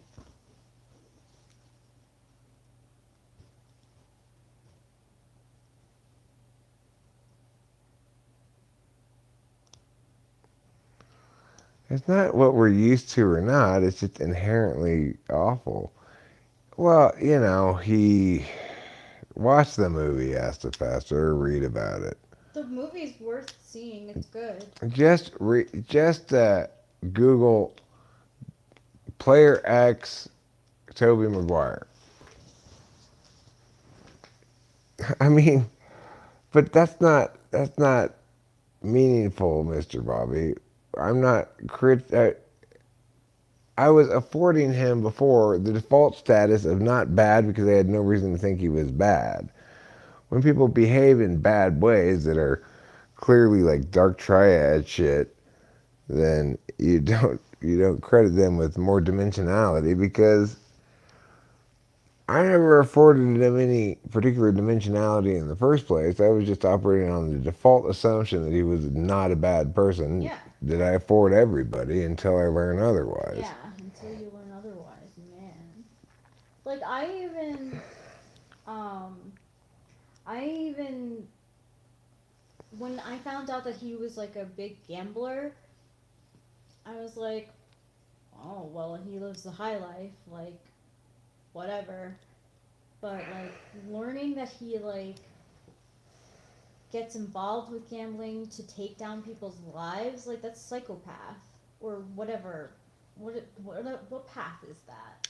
I mean, Sociopath? it's either one. Mm.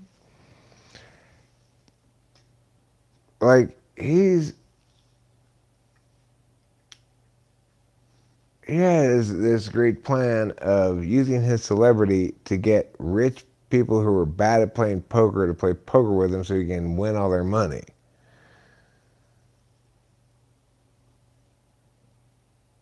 I mean, he takes pleasure out of making somebody bark like a seal for $1,000 chip. That's That's not that's not a good person. I mean, read about it yourself. He no, he doesn't just beat people at poker. If he just beat people at poker, I would just think, good job him. He sets up scenarios where he's got like another person in the game that he's funding, and they have to give him some percentage of their winnings if they win, etc. You know? Really shady ass shit.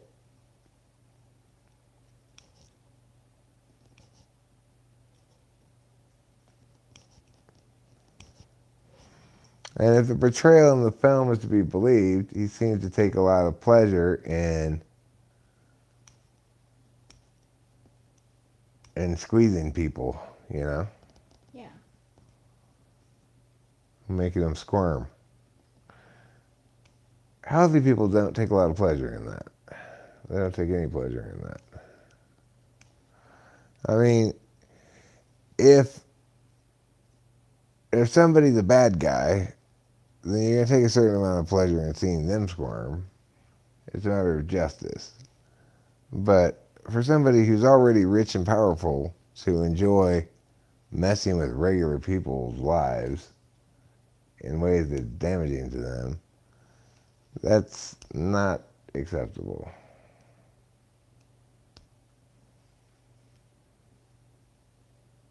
Certainly, it's not very empathetic. Well,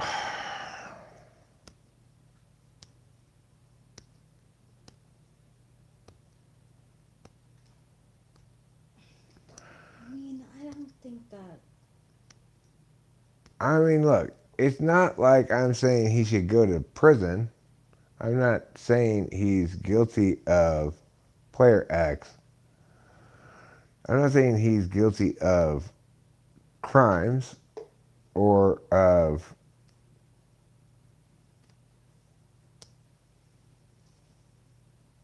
articulable offenses that make it justified to wholeheartedly condemn him, perhaps. But I am saying subjectively, my opinion is my intuition, my gut, and etc. says wholeheartedly condemn him. That's just my subjective personal opinion. I don't have sufficient evidence of wrongdoings to perhaps advocate that it should be your position, but it's nevertheless mine. I'm. I'm. I share that position because I just someone like that, like having power in this world is like. I mean, obviously now that Molly's game became a movie and more people are aware of who Player X possibly is, they're gonna think less of him. So they're gonna want to see him in movies less. But still, he made like he made Seabiscuit, which is Good like night, Lou. Oh, good night, Lou. You know, well, I'm not necessarily saying that. I'm not saying anything about the other people who were there. They may have been guilty of their own wrongdoings. I'm merely making a point about Tobey Maguire and acknowledging that it's subjective and my intuition and not sufficiently validated by evidence to advocate that it should be your position. Okay? So once you've heard all that, there's not much anything else to say about it.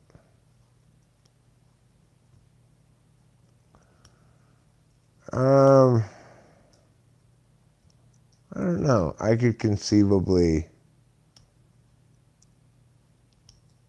imagine myself interested in seeing a movie where he plays a dark character of some sort that in some way alludes to what's on the public record as far as, yeah.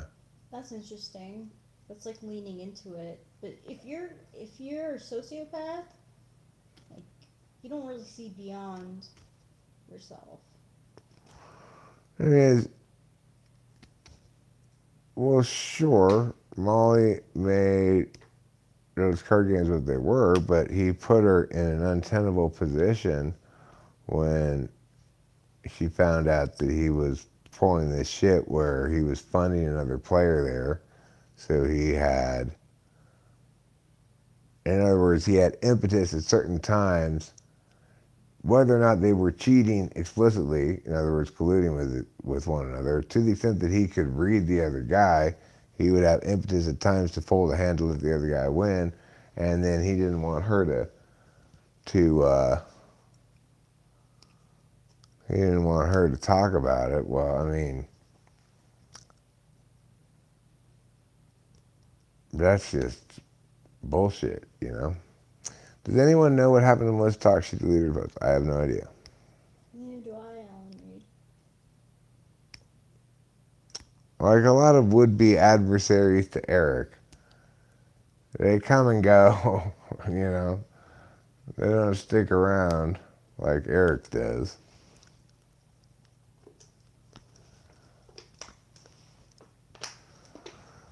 But I don't know if I'm going to stick around much longer tonight because I would like to go to bed. Oh, feel free to take half of the Pompeii and gabapentin. Okay, thank you. I may or may not. I'm not sure yet. Thank you for the offer, though. At least my shell shock hasn't completely disappeared. Well, Whatever. you know, I definitely have a little bit of low-level stress kind of ongoing about that, but I've had so much time to think about it. My thinking about it has become repetitive, so it kind of makes me stop thinking about it.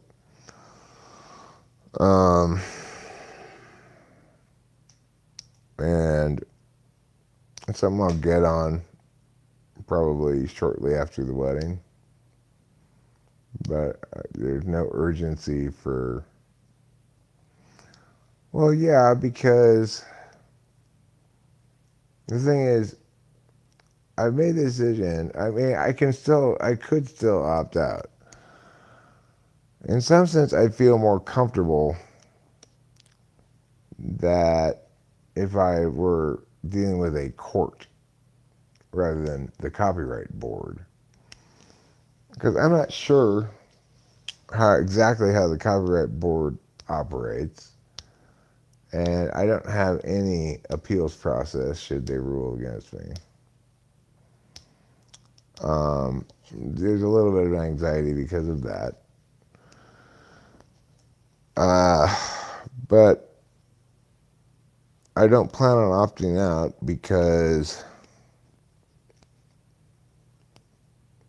if I do opt out, then she could sue me in federal court. It's a mixed bag of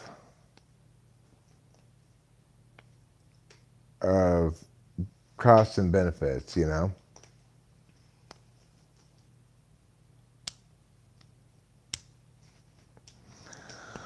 It's like if she were to sue me in federal court, potentially she might be able to get a higher theoretical damages that she could get than the limited claims that she's able to get in front of this copyright board.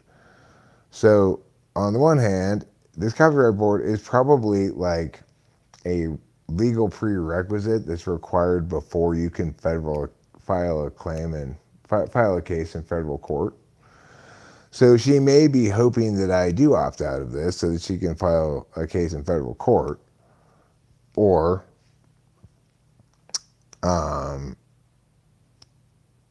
she may be assuming I'm going to opt out of it and not actually plan to follow through and file any further case, just to sort of prove to her that I'm going to back down or something. If I could be convinced that that was the case, then I probably would opt out, because now that I've thought through the whole thing, why bother, right? But I can't be sure of that, so I think my best my best choice or best strategy is to opt in and be heard before the copyright board, where the maximum of my liability and the totality of my liability ends at $5,000, which, while a lot of money, is at least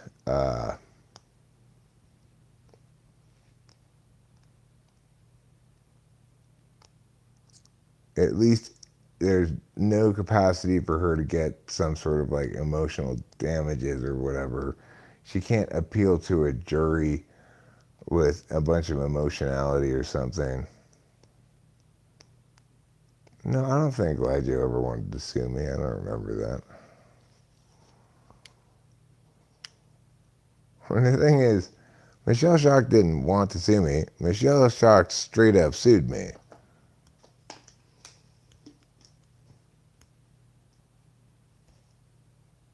So, the thing is this.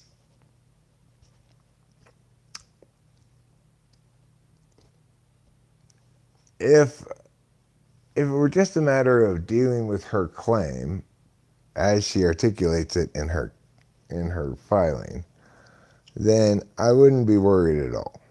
I would just say,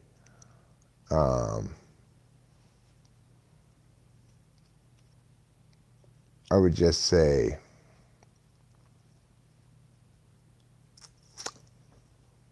here's my response to her case. I can rebut everything decisively, convincingly, and therefore I'll be fine.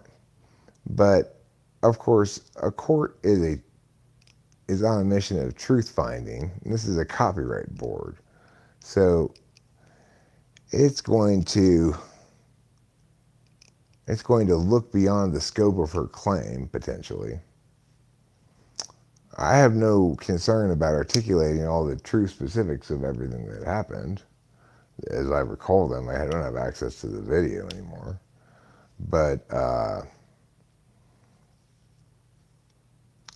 I don't know if how much of her work they're going to do for her. You know, if they're determined to adjudicate this purely as, well, there's an instance of a secondary copyright violation that he should have known was a secondary copyright violation, because otherwise, why would it have been so hard to find? And here's the statutory damages available for that. But even that, even in that instance, it's a scale of damages, right? 5,000 is the maximum they can award. They can award less than that. So even if they should choose to award statutory damages on a technicality of a violation and the assumption that I should have known that it was a copyright violation, even though I believe my argument that there's no way for me to have known, I had no reason to believe, and the onus isn't on me to find out if something is a copyright violation when it's on the Internet Archive. The onus is on the Internet Archive not to put shit up that's not legal, and on the copyright holder to enforce a copyright. And the actual impacts of my posting the video were to alert her to the fact that the Internet Archive had illegally posted her stuff so that she could tell them to take it down. It prevented copyright harms. It didn't produce them. So the thing is, when you factor all that shit in, I think even if they do award her anything, it'll be a minimal amount. And I additionally think that my case that I have arguing that she filed her lawsuit in bad faith is a convincing one. She didn't do due diligence, which is why her claim is full of counterfactuals. And the majority of her claim seems to be about me making videos about her, not about the copyright violation at all.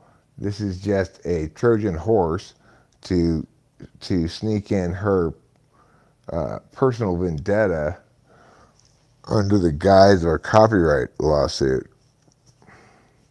And you know, there's an email chain to sort of back that up, right? Like, eat a bowl of shit. I will find you. But regardless, so I expect my most honest objective assessment of the thing is I expect them to award her nothing and award me something for legal costs. Even though I'm not consulting a lawyer, it's still my time and energy to write the brief and stuff like that, and research stuff.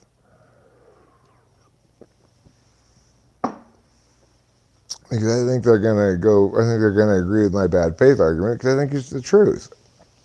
I think that she has launched this litigation in bad faith. That she's mad because I made a video saying, if you want to cancel culture Michelle shocked about something, cancel culture her about her extremely aggressive approach to copyright, unnecessarily so. You know, at no point did she ever ask me to take down the thing that she's suing me about. Namely, mostly at this point now, this video in which I say after she got me copyright striked, I said, let's cancel Michelle Shocked over this. You're going to cancel culture her or something. But, and that's the video that seems to have really pissed her off.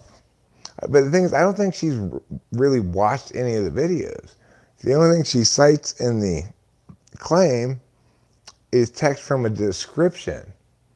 She cites no language from any of the videos that she says are harassing her or retaliation or whatever she says. I mean, the thing is, I'm responding to her behavior in the most civil and protected speech way imaginable. I'm saying, I don't think this is good civil behavior by a human being. Let's collectively object to it. Because after all, she could enforce her copyright in so many less aggressive ways. I wasn't trying to be a copyright violator. I was being maybe careless about copyright, you know?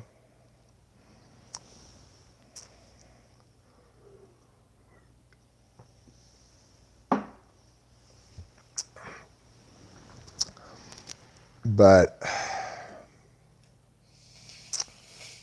I don't think she's going to win if the truth matters at all, or if capacity to express oneself cogently matters at all.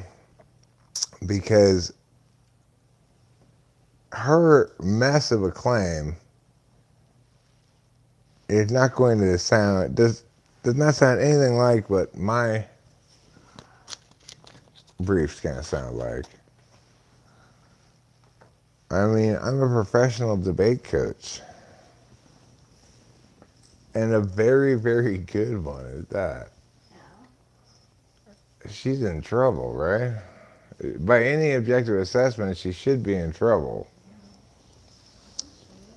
Because she doesn't have the facts on her side.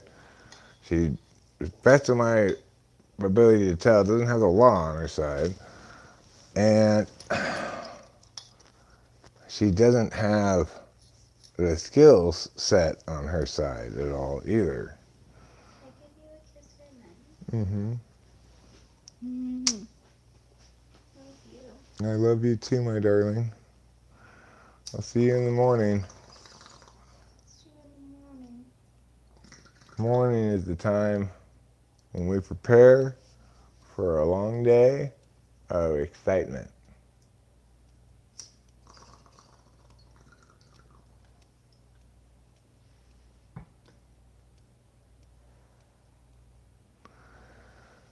So, a long day of excitement sounds good. But you know, I don't want to count any chickens before they're hatched. I keep reminding myself that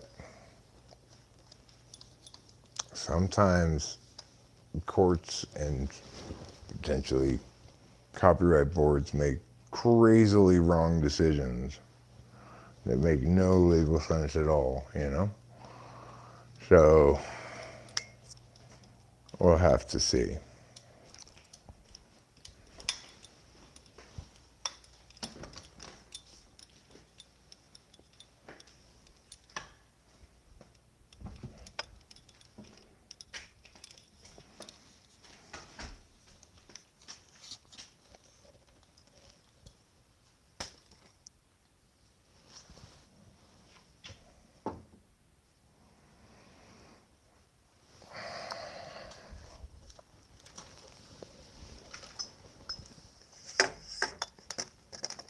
Even if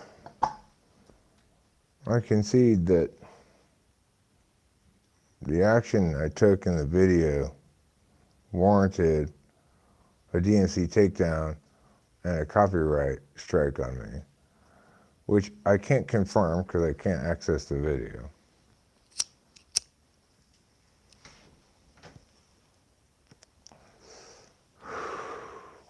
There was immediate compliance with the takedown notice. Why is further action necessary? Normally it's because you've incurred some sort of harms or I've incurred some sort of benefits. I incurred no benefits of any measurable amount. And no monetary benefits from it at all. Obviously, when the video is taken down for copyright, and you're given a copyright strike, well, you don't get any money from it, even if it was monetized.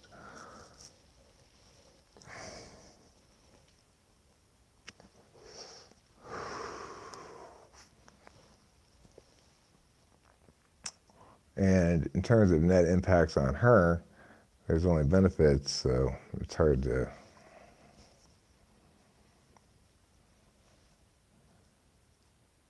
She articulates that I have a scheme of using her music to get typing clients for me, but that doesn't make any sense if you look at the body of videos that I have. It's inconsistent with any of the other things there. It's like it's a one-off, you know.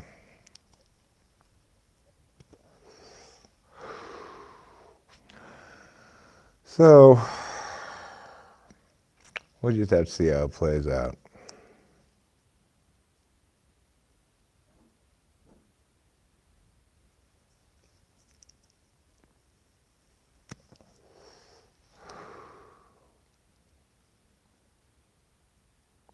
Nothing I could do about it right now. I mean, I could start writing a brief or whatever, but not the right time for that. I got to focus on wedding stuff. I've got most of this wall's gray stuff off, surprisingly. Bit by bit, I've managed to get much of it off. Still got another day's worth of trying to take it off, I'm sure, but I'll get it off. Then I'll get the paint off, then I'll paint, then we'll be ready to go. Then I'll be ready to have a real live wedding. With a bride, a groom, the whole 9 yards.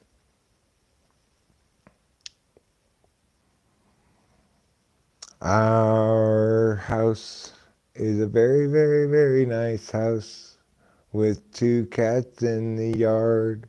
Life used to be so hard. Now everything is easy 'cause of you. It's a good song for me and Rachel. It's like telling our story, you know.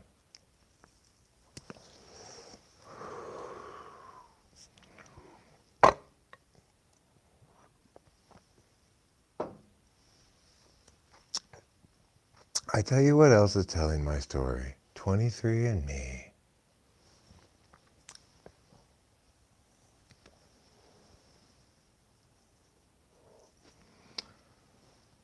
No, the truth is I've never 23andMe'd.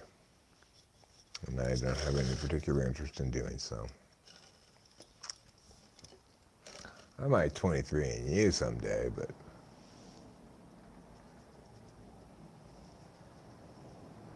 a car at this hour?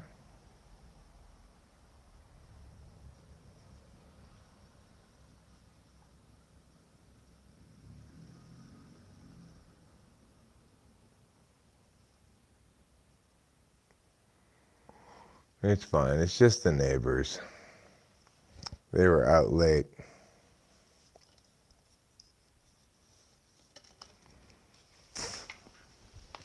Picking Mariposa plums. No, I don't know what they were doing. Their dog's barking because they're home. That dog doesn't bark very much. That dog is a good dog. The dog across the street is a little more barky. The people across the street. The lady's always yelling at her kids. It's horrible. There was an interesting research study that not only looked at the types that were diagnosed with ADD, but also the types of teachers they referred to them asking to remember their TDOMs. Well, TDOMs like to take action to solve problems, even when it's ontologically assaultive. Boy, ain't that the truth. Okay, well, anyway, that's going to be it for tonight's live stream. I've got to go to bed, try to get a little bit of sleep, and maybe just lie down, rest a while, you know. I'll probably crash for a couple of hours at least, hopefully.